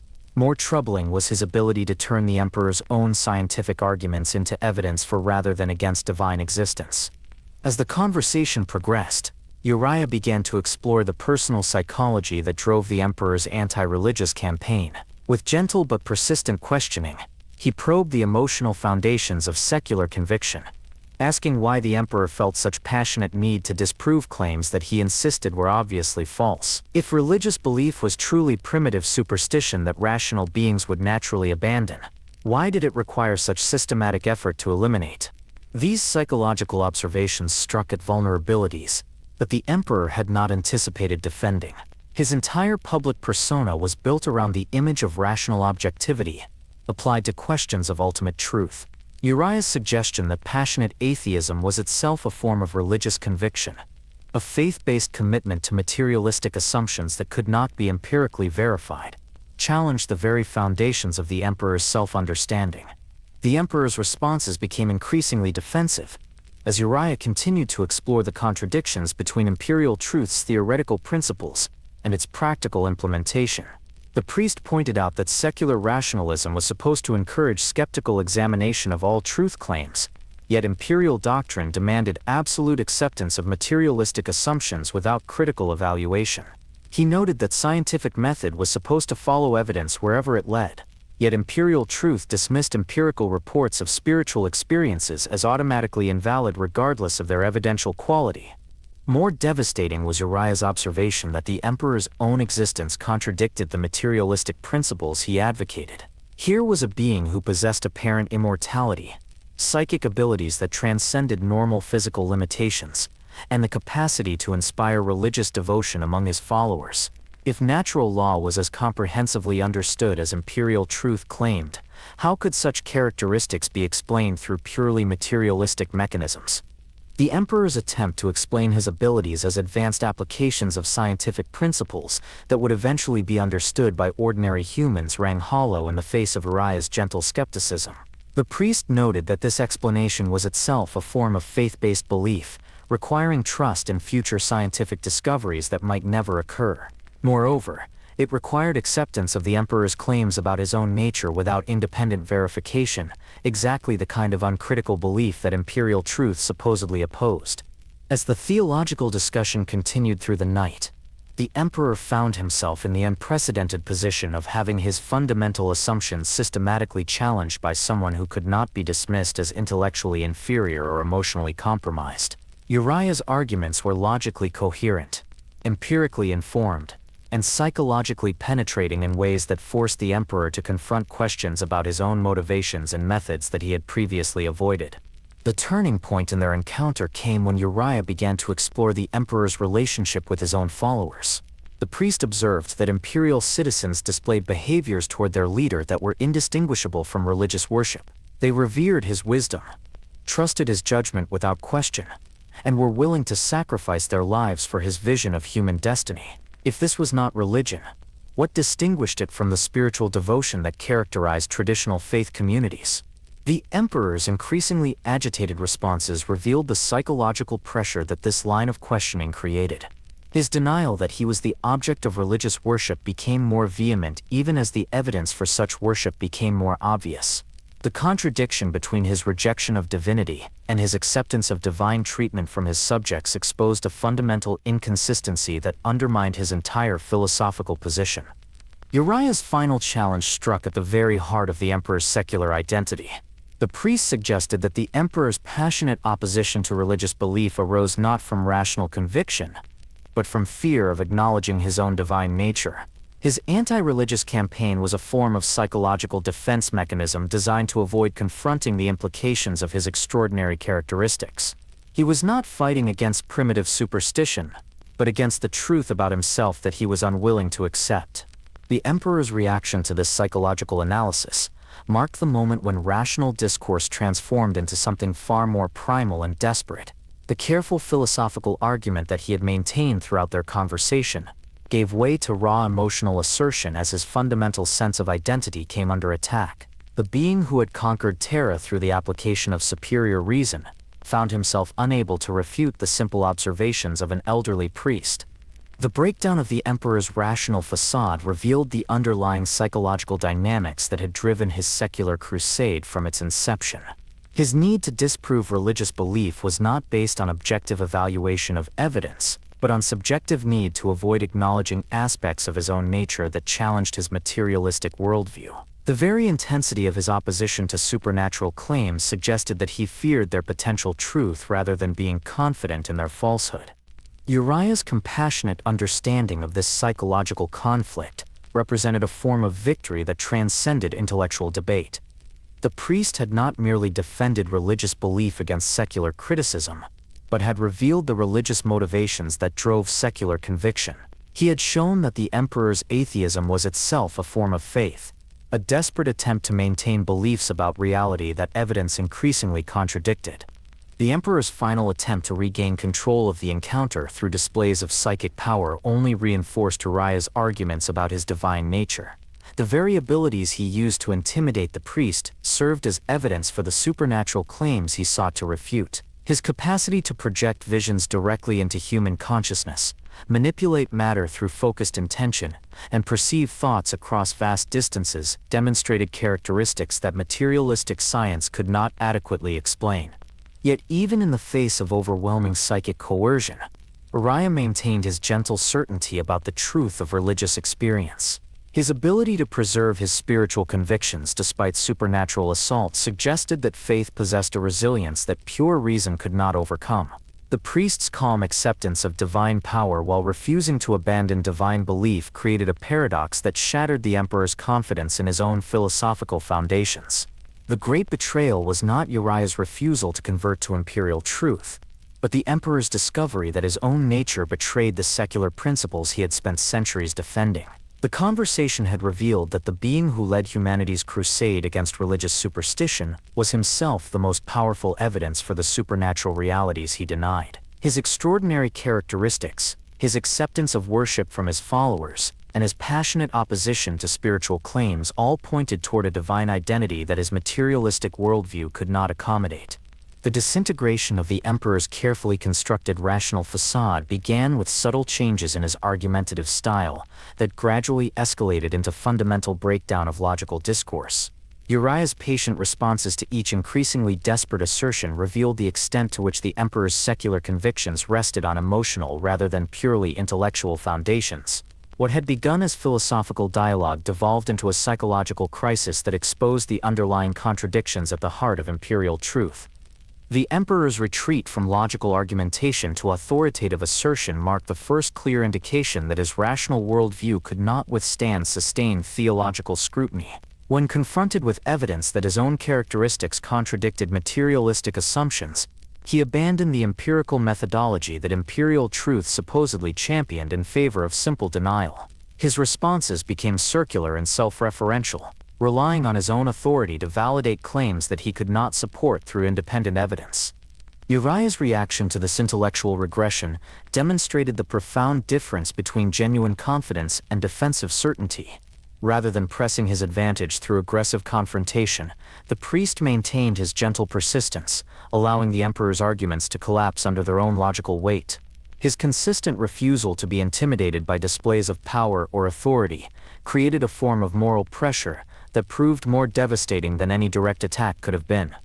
The Emperor's growing frustration with his inability to convert Uriah through rational persuasion led to increasingly irrational behavior that contradicted everything imperial truth claimed to represent. He began making threats that revealed the authoritarian psychology underlying his secular philosophy, suggesting that religious belief would be eliminated through force if it could not be overcome through argument. This retreat from persuasion to coercion exposed the essentially tyrannical nature of his approach to intellectual disagreement. Perhaps most damaging to the Emperor's position was his growing reliance on assertions about his own nature that he could not substantiate without appealing to the supernatural characteristics he denied possessing. His claims about future scientific discoveries that would explain his abilities required faith in possibilities that had no empirical foundation. His insistence that his followers' devotion was purely rational required ignoring obvious evidence of religious behavior among imperial citizens. Uriah's gentle questioning of these unsupported assertions created a cascading effect, as each defensive response generated new contradictions that required additional defensive responses. The Emperor found himself making increasingly elaborate claims to avoid acknowledging the obvious implications of his extraordinary nature. His attempts to maintain logical consistency while denying evident facts created a web of self-deception that became more complex and fragile with each additional assertion. The psychological pressure created by this mounting accumulation of logical contradictions began to manifest in physical symptoms that Uriah observed with growing concern. The Emperor displayed signs of severe stress, including trembling hands, perspiration despite the cold mountain air, and rapid breathing that suggested panic rather than calm confidence. These physiological responses contradicted his attempts to project rational control over the theological discussion. More revealing was the emperor's increasing inability to maintain his psychic disguise as the conversation progressed. The emotional intensity of his responses began to overwhelm the mental barriers that concealed his true nature, allowing glimpses of the divine power he claimed not to possess. These involuntary revelations served as real-time evidence against his materialistic arguments, creating a feedback loop that intensified his psychological distress. Uriah's compassionate response to these signs of distress represented a form of pastoral care that the emperor had never experienced despite his millennia of existence. The priest's genuine concern for his opponent's spiritual welfare created an emotional dynamic that the emperor found profoundly unsettling. He was accustomed to relationships based on power, authority, or mutual benefit, but had no framework for understanding someone who cared about his well-being despite fundamental disagreement with his beliefs. The emperor's confusion about Uriah's motivations led to increasingly paranoid interpretations of the priest's behavior. He began to suspect elaborate deceptions designed to manipulate his emotions, complex theological traps intended to undermine his convictions, or supernatural influences that were affecting his normal mental processes. These suspicions revealed his inability to comprehend genuine spiritual concern that sought no personal advantage or political gain. The breakdown of the emperor's rational self-control accelerated as he realized that hours of theological discussion had not only failed to convert Uriah, but had actually strengthened the priest's conviction. This outcome contradicted every assumption about the relationship between rational argument and religious belief that had guided imperial policy for decades. If the most sophisticated secular arguments could not overcome even individual religious faith, what hope existed for eliminating supernatural belief from human civilization? The emperor's desperate attempts to regain intellectual control through displays of his vast knowledge base backfired as Uriah demonstrated that comprehensive information did not necessarily lead to secular conclusions. The priest acknowledged the accuracy of scientific discoveries while maintaining that they supported rather than contradicted religious interpretations of reality. His ability to incorporate empirical evidence into spiritual frameworks revealed the inadequacy of the emperor's assumption that knowledge and belief were mutually exclusive. More devastating was Uriah's demonstration that the emperor's own encyclopedic understanding of religious traditions had not led him to atheistic conclusions but to increasingly sophisticated forms of denial. The priest suggested that the emperor's intimate knowledge of theological concepts revealed unconscious recognition of their truth rather than confidence in their falsehood. His passionate opposition to spiritual claims indicated fear of their validity rather than certainty about their incorrectness.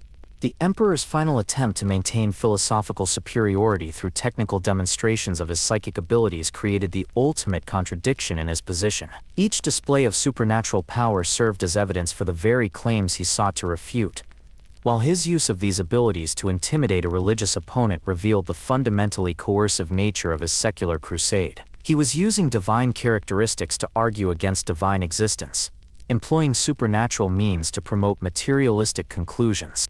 Uriah's calm acceptance of these psychic demonstrations, without abandoning his spiritual convictions, created a situation that the emperor found psychologically unbearable. The priest's ability to witness obvious supernatural phenomena while maintaining his faith showed that religious belief could coexist with direct experience of extraordinary realities. This observation undermined the emperor's assumption that exposure to genuine supernatural events would automatically convert believers to secular materialism. The emperor's growing realization that he was losing the theological argument despite possessing overwhelming advantages in knowledge, experience, and power created a crisis of confidence that extended far beyond their immediate encounter. If he could not convert a single elderly priest through personal intervention, how could imperial truth hope to eliminate religious belief from entire civilizations? The implications of this failure threatened the philosophical foundations of the Great Crusade and the secular vision of human development that had guided his actions for centuries. The cascading collapse of the emperor's rational confidence accelerated as he began to recognize patterns in his own behavior that contradicted his secular identity. His passionate investment in theological questions resembled religious conviction more than scientific skepticism. His need for validation from converted believers suggested psychological insecurity rather than rational certainty. His willingness to use coercion to enforce intellectual conformity revealed authoritarian tendencies that democratic rationalism was supposed to prevent. Most troubling was his growing awareness that Uriah's observations about his divine nature possessed explanatory power that his own materialistic assumptions lacked. The priest's theological framework could account for the emperor's extraordinary characteristics, his followers' religious devotion, and his own psychological conflicts in ways that secular materialism could not match. The possibility that religious explanations might be more accurate than scientific ones created cognitive dissonance that threatened his fundamental sense of identity. The emperor's final recognition that he had been systematically outmaneuvered by a man he had initially dismissed as a primitive believer marked a complete breakdown of his confidence in secular superiority. Uriah had not merely defended religious belief against rational challenges, but had revealed the religious motivations underlying apparently secular convictions. The priest had shown that the emperor's atheism was itself a form of faith that could not withstand critical examination. The psychological impact of this intellectual defeat manifested in a transformation of the emperor's emotional state, from confident authority to desperate fury. His careful philosophical arguments gave way to raw assertion of power as he abandoned rational discourse in favor of brute force. The being who had conquered Terra through superior strategy and tactics found himself reduced to threats and intimidation when confronted with theological challenges he could not answer. The final moments of rational engagement occurred when Uriah offered the emperor a choice that crystallized all the contradictions their conversation had revealed. The priest suggested that the emperor could acknowledge his divine nature and embrace the religious devotion of his followers, or he could continue denying obvious truths about himself while hypocritically accepting the benefits of the worship he claimed to reject. This choice forced the emperor to confront the fundamental dishonesty at the heart of his secular crusade. The emperor's violent rejection of this offer marked the point where philosophical discourse transformed into something far more primal and destructive. His inability to accept either alternative, acknowledging his divinity or abandoning the religious devotion of his followers, revealed the psychological impossibility of maintaining his current position.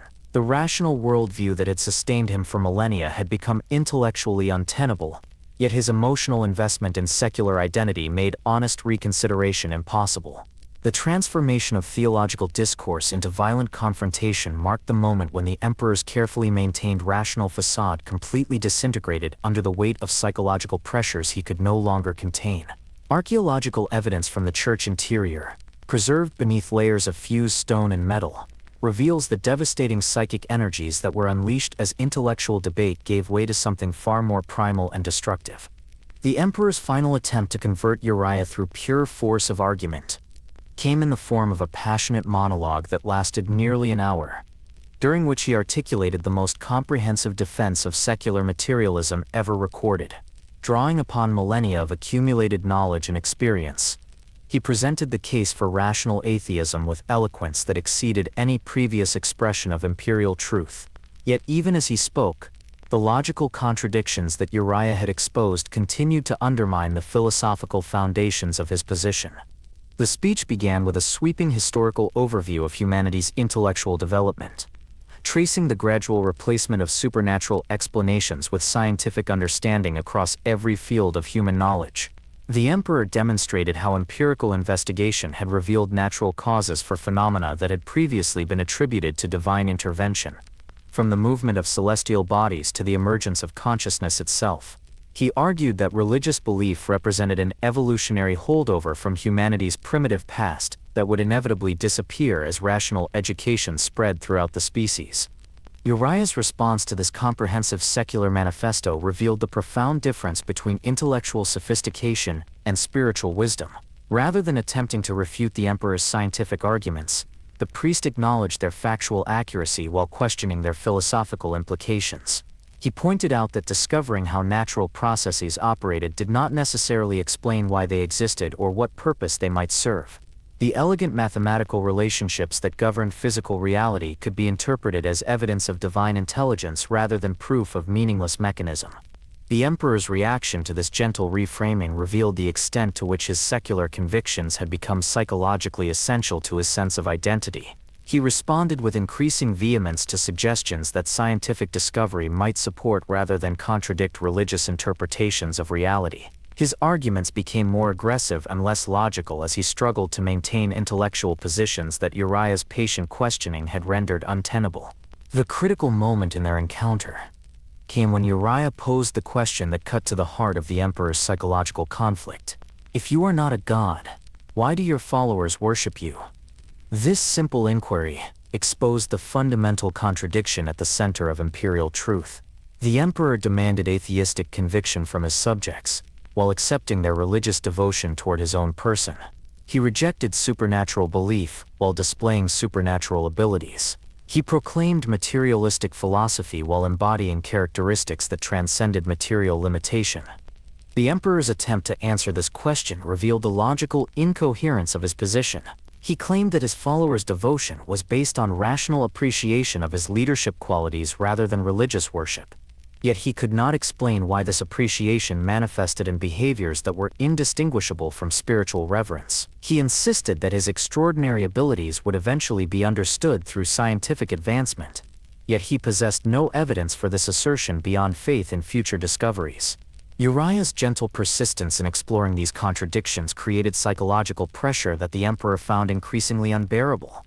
The priest's questions forced him to confront the possibility that his entire secular crusade had been motivated by unconscious denial of his own divine nature rather than rational conviction about the falseness of religious claims. This interpretation of his motivations threatened not only his philosophical beliefs but his fundamental understanding of himself. The emperor's growing desperation manifested in increasingly aggressive displays of psychic power, as he attempted to intimidate Uriah into abandoning his theological challenges. He projected visions of cosmic emptiness directly into the priest's consciousness, showing him the vast and different universe that existed beyond human meaning-making. He demonstrated his capacity to manipulate matter and energy through focused will, proving his mastery over the physical forces that ordinary humans could only observe and measure. Yet each demonstration of supernatural ability only reinforced Uriah's arguments about the emperor's divine nature. The priest received these psychic assaults with calm acceptance, interpreting them as confirmation rather than refutation of his spiritual beliefs. His ability to maintain his faith despite overwhelming supernatural coercion suggested that religious conviction possessed a resilience that rational argument could not overcome. The emperor's final realization that he could not defeat Uriah through either logical persuasion or psychic intimidation created a crisis of confidence that shattered his millennia-old certainty about the relationship between reason and belief. The priest had demonstrated that sophisticated theological understanding could withstand the most rigorous intellectual challenges while maintaining access to truths that empirical investigation could not reach.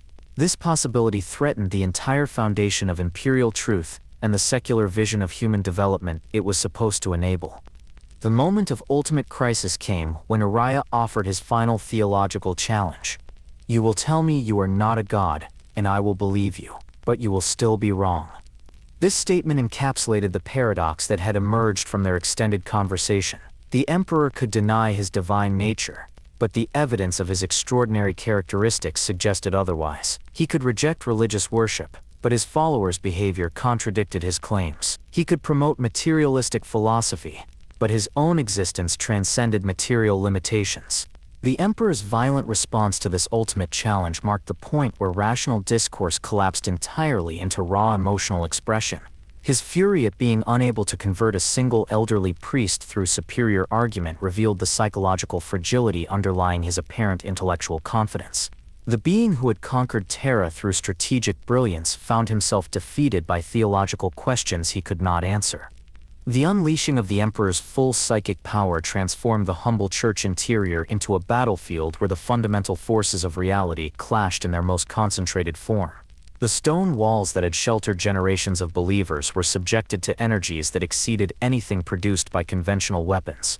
Yet even as the physical structure began to disintegrate under this assault, Uriah maintained his spiritual composure with supernatural grace that suggested divine protection. The priest's final words before the emperor's psychic attack reached its climax represented the ultimate vindication of religious faith over secular materialism. "I know what you are, even if you do not. The truth of your nature cannot be destroyed by denying it." This statement acknowledged the emperor's divine characteristics, while expressing compassion for his psychological struggle to accept them. It offered both confrontation and consolation, challenging his beliefs while affirming his essential worth. The emperor's response to this offer of spiritual understanding revealed the tragic impossibility of his psychological position. He could neither accept his divine nature without abandoning the secular philosophy that had guided his actions for millennia, nor continue denying obvious truths about himself without descending into complete self-deception. The rational worldview that had once provided clarity and purpose had become a prison that prevented him from acknowledging his own reality. The final moments of their encounter unfolded with the inexorable logic of psychological breakdown. The Emperor's inability to resolve the contradictions that Uriah had exposed led to a desperate attempt to eliminate the source of his cognitive dissonance through physical destruction. If he could not convert the priest through argument or intimidation, he would silence the theological challenges through brute force. This retreat from persuasion to violence marked the complete abandonment of the rational principles that imperial truth claimed to represent. The destruction of the last church occurred not through careful strategic planning, but through uncontrolled emotional explosion that revealed the Emperor's fundamental inability to cope with intellectual defeat. The psychic energies that reduced the ancient building to radioactive slag were generated by psychological pain rather than tactical calculation. The being who had spent centuries promoting rational discourse had been reduced to mindless destruction when confronted with truths he could not accept. Uriah's death and the church's destruction represented a form of martyrdom that transcended religious tradition to become a philosophical statement about the nature of truth itself. The priest's willingness to die rather than abandon his beliefs demonstrated the reality of convictions that could not be shaken by any form of external pressure. His peaceful acceptance of destruction, while maintaining his faith, provided final proof that religious experience addressed genuine human needs that secular alternatives could not fulfill. The Emperor's Pyrrhic victory in eliminating the last church marked the beginning rather than the end of his theological crisis. He had succeeded in silencing Uriah's challenges through violence, but the priest's arguments remained logically unanswered and psychologically devastating. The destruction had eliminated the external source of cognitive dissonance without resolving the internal contradictions that had made Uriah's questions so effective. The immediate aftermath of the church's destruction revealed the Emperor standing alone among the ruins of what had been humanity's final bastion of organized religious faith on Terra. Yet this apparent triumph of secular materialism over supernatural belief contained within it the seeds of a psychological transformation that would ultimately vindicate everything Uriah had predicted about the Emperor's divine nature and the impossibility of eliminating religious truth through rational argument or physical force. The Emperor's physical presence among the smoldering ruins of the last church created a tableau that crystallized all the contradictions Uriah's theological challenges had exposed. Archaeological surveys conducted millennia later would reveal traces of psychic energy so intense that the very stones had been transformed at the molecular level, creating crystalline formations that defied conventional understanding of matter's behavior under extreme conditions. Yet the being responsible for this destruction stood motionless among the debris, displaying none of the satisfaction that should have accompanied the successful completion of his anti-religious crusade. Thunder Warrior Captain Eric Terranus, who had waited at the designated distance throughout the Emperor's extended encounter with Uriah, preserved detailed observations of his master's condition following the church's destruction and classified after-action reports. These documents, sealed within the deepest vaults of the imperial palace, describe a figure who bore little resemblance to the confident leader who had departed for the Ural Mountains barely 24 hours earlier. The Emperor's attempts to rationalize what had occurred revealed the depth of his psychological disturbance. When questioned by his bodyguards about the mission's outcome, he provided explanations that contradicted observable evidence and logical consistency. He claimed that Uriah had been converted to imperial truth before the church's accidental destruction, yet could not explain why this conversion had required such devastating force. He insisted that the theological discussion had confirmed the superiority of secular materialism, yet displayed symptoms of severe emotional trauma that suggested personal defeat rather than intellectual victory. More troubling was the Emperor's apparent inability to maintain consistent memory of the encounter's details. His accounts of the conversation varied significantly when recounted to different audiences, suggesting either deliberate deception or genuine psychological fragmentation. Some versions portrayed Uriah as a fanatical extremist who had refused all rational argument, while others described him as a confused old man who had been easily converted to secular truth. The inconsistency of these narratives revealed the Emperor's desperate need to reframe an experience that had challenged his fundamental sense of identity. The immediate practical consequences of the church's destruction created problems that the emperor had not anticipated. Local populations throughout the Ural region reported seismic disturbances, atmospheric anomalies, and electromagnetic disruptions that suggested the release of energies far exceeding what should have been necessary to eliminate a simple religious building. Imperial scientists dispatched to investigate these phenomena discovered evidence of psychic forces that contradicted official doctrine about the limitations of human mental capabilities. More significantly, news of the last church's destruction spread rapidly throughout the underground networks of religious believers that had developed during the imperial expansion.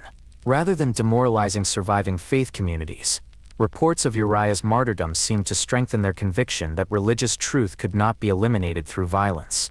Secret communications intercepted by Imperial intelligence services revealed growing belief that the emperor's need to personally destroy the church demonstrated the power of faith to threaten even the most formidable secular authority. The psychological impact on the emperor himself became apparent through subtle changes in his behavior and decision-making processes that his closest advisors began to notice within days of his return to the imperial palace. Lord Commander Valdor recorded observations of increased social withdrawal, obsessive focus on theological questions, and apparent difficulty concentrating on routine administrative matters. The being who had previously managed the complex details of planetary governance with effortless efficiency now seemed distracted and emotionally volatile. Perhaps most revealing was the emperor's sudden interest in architectural projects that bore uncomfortable resemblance to religious construction. Within weeks of the church's destruction, he announced plans for massive construction projects that would create monuments to human achievement and imperial authority. Yet the designs he proposed incorporated symbolic elements, geometric proportions, and aesthetic choices that seemed more appropriate for temples than secular buildings. His denial that these structures possessed any religious significance became increasingly vehement as their sacred characteristics became more obvious. The emperor's relationship with his followers began to display new tensions as he struggled to reconcile his rejection of divine worship with his acceptance of religious devotion from imperial citizens. He issued increasingly complex regulations attempting to distinguish between appropriate respect for leadership and inappropriate religious reverence, yet these distinctions proved impossible to maintain in practice. His followers continued to display behaviors that were indistinguishable from worship, while he insisted that their devotion was purely rational appreciation of his capabilities. Intelligence reports from this period document the emperor's growing paranoia about religious infiltration of imperial institutions. He authorized increasingly invasive surveillance programs designed to identify hidden believers among imperial personnel. Yet these investigations revealed the extent to which spiritual practices had persisted despite official prohibition. Rather than eliminating religious belief, the anti-religious campaign had driven it underground, where it continued to influence the thoughts and behaviors of imperial citizens. The emperor's response to evidence of persistent religious belief revealed his fundamental inability to accept the failure of his secular crusade. Rather than acknowledging that forced conversion had proven ineffective, he attributed continuing faith to insufficient thoroughness in implementation. His solution was to intensify rather than reconsider anti-religious policies, creating a cycle of escalating persecution that generated increasing resistance from religious communities. More troubling was the emperor's apparent need for regular confirmation of imperial truth's superiority through successful conversion of religious opponents. Palace staff reported that he devoted increasing amounts of personal time to interrogating captured believers, seeking validation through theological victories that had become psychologically essential for his mental stability. These sessions became increasingly aggressive and less productive as his emotional investment in their outcomes grew more intense. The theological questions that Uriah had raised continued to plague the emperor's thinking despite the priest's physical elimination. Private conversations recorded by his advisors revealed persistent preoccupation with issues of divine nature, religious authority, and the relationship between supernatural belief and rational understanding. His attempts to resolve these questions through purely intellectual analysis proved futile, creating cognitive dissonance that manifested in physical symptoms of stress and emotional instability. The emperor's growing isolation reflected his recognition that none of his subordinates could understand the psychological pressures created by his encounter with Uriah. The theological challenges the priest had presented were too personal and fundamental to be shared with others, yet too persistent to be resolved through individual effort. His position as supreme authority within imperial hierarchy prevented him from seeking guidance or support for psychological conflicts that threatened his capacity for effective leadership. The administrative consequences of the emperor's distraction became apparent as routine governmental functions began to suffer from his inability to provide focused attention. Military preparations for the Great Crusade were delayed while he devoted energy to theological investigations. Scientific projects lost resources as personnel were reassigned to religious persecution activities. Diplomatic negotiations with other human civilizations became complicated by erratic policy decisions about religious tolerance that reflected the emperor's internal conflicts rather than strategic considerations. The Thunder Warriors, who served as the emperor's primary military force, began to express private concern about their master's psychological condition. Their reports describe increasingly erratic behavior during combat operations, emotional outbursts during routine briefings, and apparent difficulty maintaining the mental discipline that had previously characterized his leadership style. Some wondered whether their leader had been affected by psychic attack during his encounter with the priest, though none dared to voice such concerns openly. The transformation of the emperor's public persona from confident secular leader to psychologically conflicted authority figure created ripple effects throughout imperial society. Citizens who had previously drawn certainty from their leader's apparent conviction in secular truth began to question their own beliefs as evidence of his internal struggles became apparent. The philosophical foundation of imperial civilization began to show cracks that would eventually threaten the entire structure of secular governance. The irony of the emperor's situation became increasingly apparent to those close enough to observe his private struggles. His victory over organized religion had been achieved through methods that contradicted every principle imperial truth claimed to represent. He had used supernatural abilities to destroy a church, employed violence to silence theological opposition, and demonstrated divine characteristics while denying divine nature. The very success of his anti-religious campaign had provided evidence for the religious claims he sought to refute. The seeds of future theological catastrophe were planted in the emperor's inability to integrate the psychological insights that Uriah had forced him to confront. Rather than acknowledging the valid elements in religious experience and developing a more nuanced understanding of human spiritual needs, he retreated into increasingly dogmatic secular fundamentalism that would prove incapable of addressing the real challenges of governing a galactic civilization. The destruction of the last church had eliminated the external source of theological challenge without resolving the internal contradictions that had made Uriah's questions so devastating to the emperor's sense of identity. The psychological wounds inflicted by the emperor's encounter with Uriah Olathaire would prove to be far more enduring and destructive than the physical devastation of the last church itself. Over the subsequent decades and centuries, the theological contradictions that the priest had exposed continued to fester within the emperor's consciousness, gradually transforming the rational leader who had unified Terra into the increasingly authoritarian and secretive figure who would eventually sit upon the golden throne as humanity's reluctant god-emperor. The technological legacy of imperial truth continued to advance throughout the Great Crusade, with imperial science achieving remarkable breakthroughs in genetics, physics, and psychic manipulation that exceeded anything humanity had accomplished during its previous golden ages. Yet these scientific achievements occurred within a framework of intellectual orthodoxy that grew increasingly rigid as the emperor's psychological need for ideological control intensified. The skeptical inquiry that imperial truth supposedly promoted was gradually replaced by dogmatic adherence to materialistic assumptions that could not be questioned without risking accusations of religious heresy. The Primarch Project, initiated in the years following the last church's destruction, represented the most ambitious attempt to create beings who could embody imperial truth's vision of perfected humanity. These genetically enhanced demigods were designed to possess all the capabilities traditionally attributed to divine beings while maintaining absolute loyalty to secular rationalism. Yet the very process of their creation required the emperor to employ psychic abilities and genetic manipulation techniques that exceeded any known scientific principles, creating living contradictions that embodied the theological paradoxes Uriah had identified.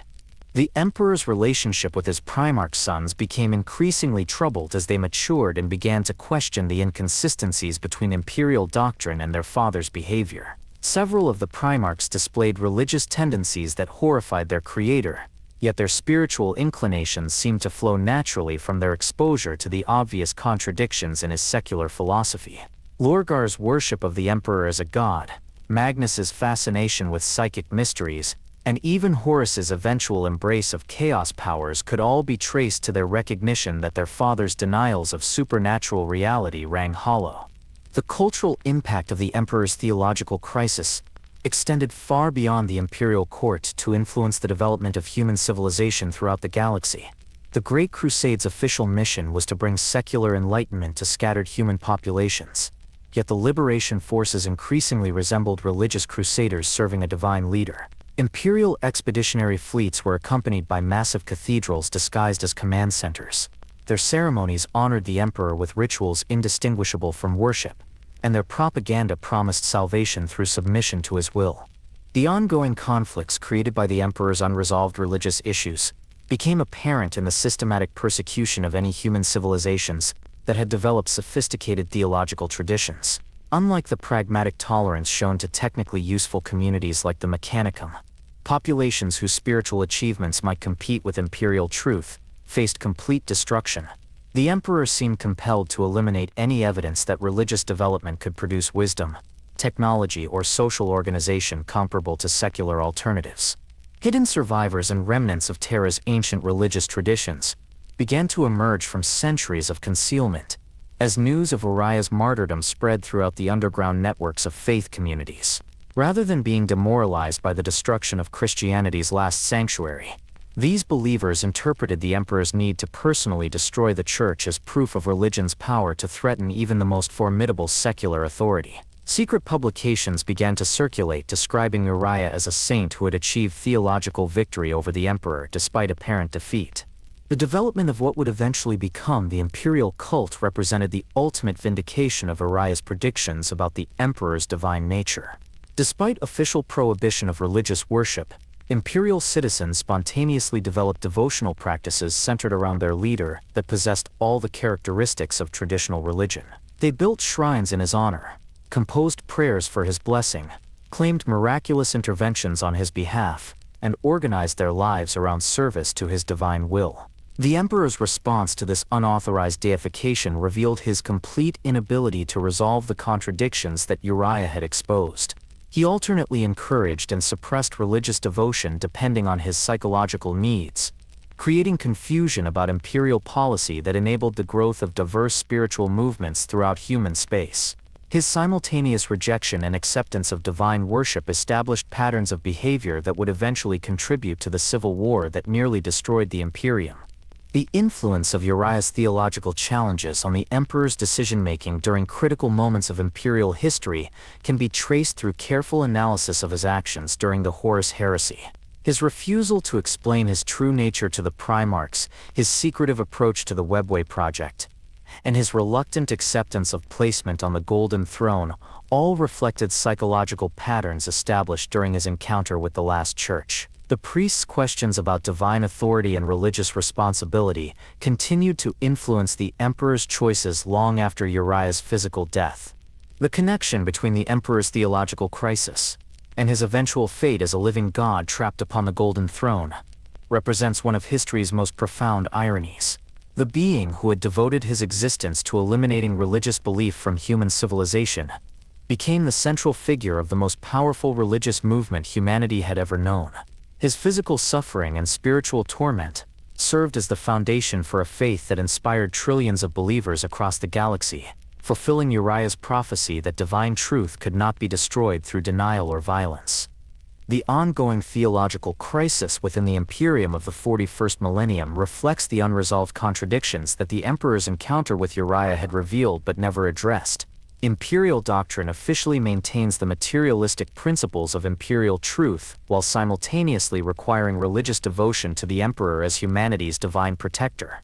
This philosophical incoherence creates constant tension between rational and spiritual approaches to existence that affects every aspect of imperial society. Space Marines, the Emperor's most elite warriors, exemplify these contradictions through their simultaneous embrace of scientific methodology and religious ritual. They maintain their equipment through precise technical procedures, while honoring the machine spirits they officially deny exist. They study the tactical manuals of the Codex Astartes, with scholarly discipline while chanting litanies that acknowledge the Emperor's divine guidance. Their very existence as superhuman warriors created through genetic manipulation serves as evidence for the supernatural claims their training teaches them to reject. The ecclesiarchy's power, despite the emperor's atheistic intentions, represents the ultimate triumph of religious truth over secular denial. This massive religious institution governs the spiritual lives of countless billions while officially serving a leader who rejected divine worship. The ecclesiarch's authority derives from their role as interpreters of the emperor's will, yet their interpretations consistently emphasize precisely the religious themes that the emperor had sought to eliminate from human consciousness. Saints, miracles, and divine intervention have become commonplace throughout the Imperium, despite official doctrine that dismisses supernatural phenomena as primitive superstition.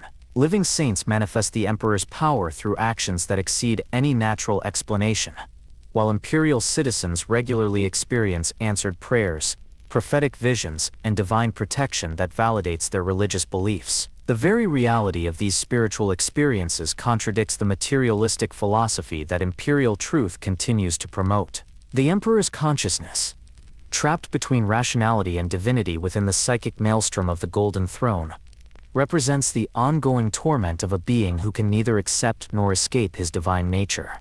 Millennia of suffering have not resolved the theological questions that Uriah raised during their final encounter. If anything, his experience as the unwilling god of humanity has confirmed every aspect of the priest's analysis while making it impossible to acknowledge these truths without abandoning the secular identity that has become psychologically essential to his sense of self.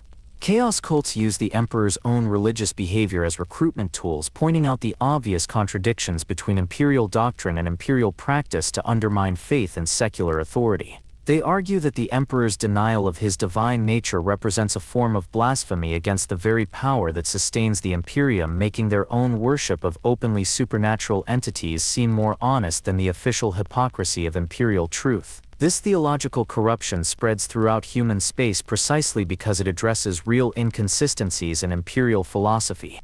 The modern Space Marines wrestle with secular doctrine versus religious reality on a daily basis, as they encounter evidence of supernatural forces that their training teaches them to deny. Their combat experiences against chaos demons, their reliance on faith-based protection against psychic attack, and their personal devotion to the Emperor as a divine figure create cognitive dissonance that many resolve by abandoning rational skepticism in favor of practical spirituality. The warriors created to defend secular civilization increasingly resemble religious crusaders serving a divine cause. The theological debate that began in the last church continues in the 41st millennium through the ongoing tension between official imperial doctrine and actual imperial practice.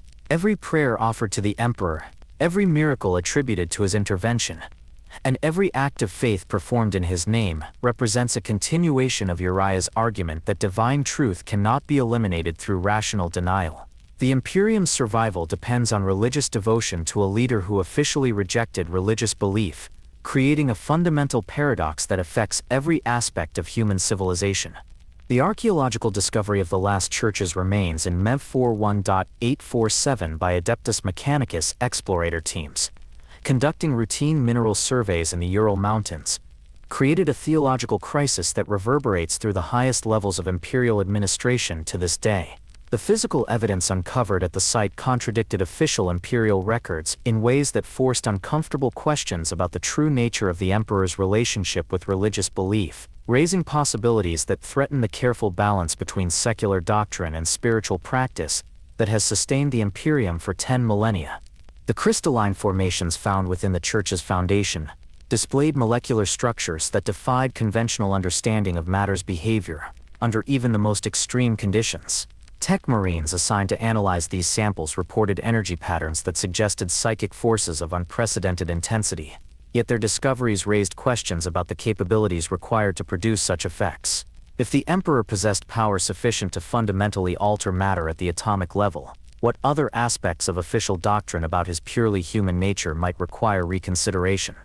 Imperial historians' confusion about official records versus physical evidence revealed the extent to which the Imperium's foundational narratives had been carefully constructed to support specific theological positions rather than historical accuracy. The archives contained multiple contradictory accounts of the last church incident, with some versions portraying it as a routine security operation, while others described it as a pivotal moment in the emperor's spiritual development. This inconsistency suggested that the true significance of Uriah's encounter with the emperor had been deliberately obscured to protect imperial truth's credibility. The growth of the imperial cult throughout the 41st millennium represents the complete fulfillment of Uriah Olathaire's predictions about the impossibility of eliminating religious truth through rational argument or physical force. What began as spontaneous devotional practices among imperial citizens has evolved into the most powerful religious movement in human history, encompassing billions of believers whose faith sustains the imperium's very existence. The ecclesiarchy's authority derives from their role as interpreters of the emperor's divine will, creating a massive theological institution dedicated to worshiping a leader who officially rejected divine worship. The emperor's current state as a literal god on the golden throne provides the ultimate vindication of Uriah's theological analysis. The being who spent centuries denying his divine nature now functions as humanity's primary object of religious devotion, answering prayers, manifesting miracles, and providing spiritual guidance to countless believers throughout the galaxy. His consciousness, sustained by the sacrifice of thousands of psychers daily, operates within a realm of pure psychic energy that transcends material limitations in ways that confirm every supernatural claim he once rejected. The irony of this transformation extends beyond mere philosophical reversal to encompass the practical reality of imperial governance. The imperium's survival depends entirely on religious mechanisms that imperial truth declared impossible: faith-based protection against chaos, corruption, divine intervention through living saints, and the emperor's supernatural guidance communicated through prophetic visions and answered prayers. The secular civilization that was supposed to eliminate humanity's need for religious belief has instead become the most faith-dependent society in human history. Modern Space Marines face daily confrontations with the contradictions between their official training and operational reality. Their secular education teaches them to explain all phenomena through material causes, yet their combat experience requires them to rely on faith-based defenses against supernatural enemies. They recite the Emperor's teachings about rational skepticism while performing blessing rituals over their weapons and armor. They study tactical manuals that emphasize empirical analysis while depending on divine protection that their doctrine claims does not exist. The ecclesiarchy's power, despite the Emperor's atheistic intentions, creates ongoing theological tensions that affect every aspect of imperial society. Cardinals and missionaries spread religious teachings that directly contradict the secular principles their divine leader supposedly represents. Yet these spiritual messages prove more effective at maintaining social cohesion and moral behavior than purely rational alternatives. The Church's authority grows stronger with each generation despite official doctrine that portrays religious belief as primitive superstition. Chaos cults exploit the Emperor's own religious behavior as recruitment tools throughout human space, pointing out the obvious hypocrisy in imperial doctrine to undermine faith and secular authority. They argue that the Emperor's acceptance of divine worship while denying divine nature represents a form of spiritual dishonesty that corrupts the entire imperial system. Their alternative offer of honest supernatural relationship with openly divine entities appeals to individuals who recognize the contradictions in official imperial theology. The ongoing theological crisis manifests in the practical challenges of governing a galactic civilization through institutions that officially reject the spiritual principles on which they actually depend. Imperial administrators must implement policies that acknowledge supernatural realities while maintaining doctrinal adherence to materialistic assumptions. Military commanders must prepare their forces for combat against enemies that officially do not exist according to imperial truth's philosophical framework. Saints, miracles, and divine intervention have become so commonplace throughout the Imperium that they can no longer be dismissed as psychological phenomena or misinterpreted natural events. Living saints manifest the Emperor's power through resurrections, prophecy, and supernatural combat abilities that exceed any scientific explanation. Imperial citizens regularly experience answered prayers, prophetic dreams, and divine protection that validates their religious beliefs. Despite official discouragement of such interpretations, the Emperor's consciousness trapped between rationality and divinity, within the Golden Throne's psychic maelstrom, represents the ongoing personal torment of a being who achieved his greatest fear through his efforts to avoid it. Millennia of functioning as humanity's God have not resolved the theological questions that Uriah raised during their encounter, if anything. His direct experience of divine existence has confirmed every aspect of the priest's analysis, while making it psychologically impossible to acknowledge these truths. The theological debate that began in the last church continues through modern imperial doctrine's fundamental incoherence. Official policies require simultaneous adherence to scientific materialism and religious devotion, creating cognitive dissonance that affects every imperial citizen. The resolution of this contradiction remains impossible as long as the Imperium depends on faith-based mechanisms while officially denying their supernatural nature. The mystery of what actually occurred during the Emperor's encounter with Uriah Olathaire may never be fully resolved, yet its implications continue to shape human civilization 10,000 years later. The questions the priest raised about divine nature, religious authority, and the relationship between faith and reason remain as relevant today as they were in that remote mountain church. The Emperor's violent response to these challenges eliminated their immediate source without resolving their underlying validity.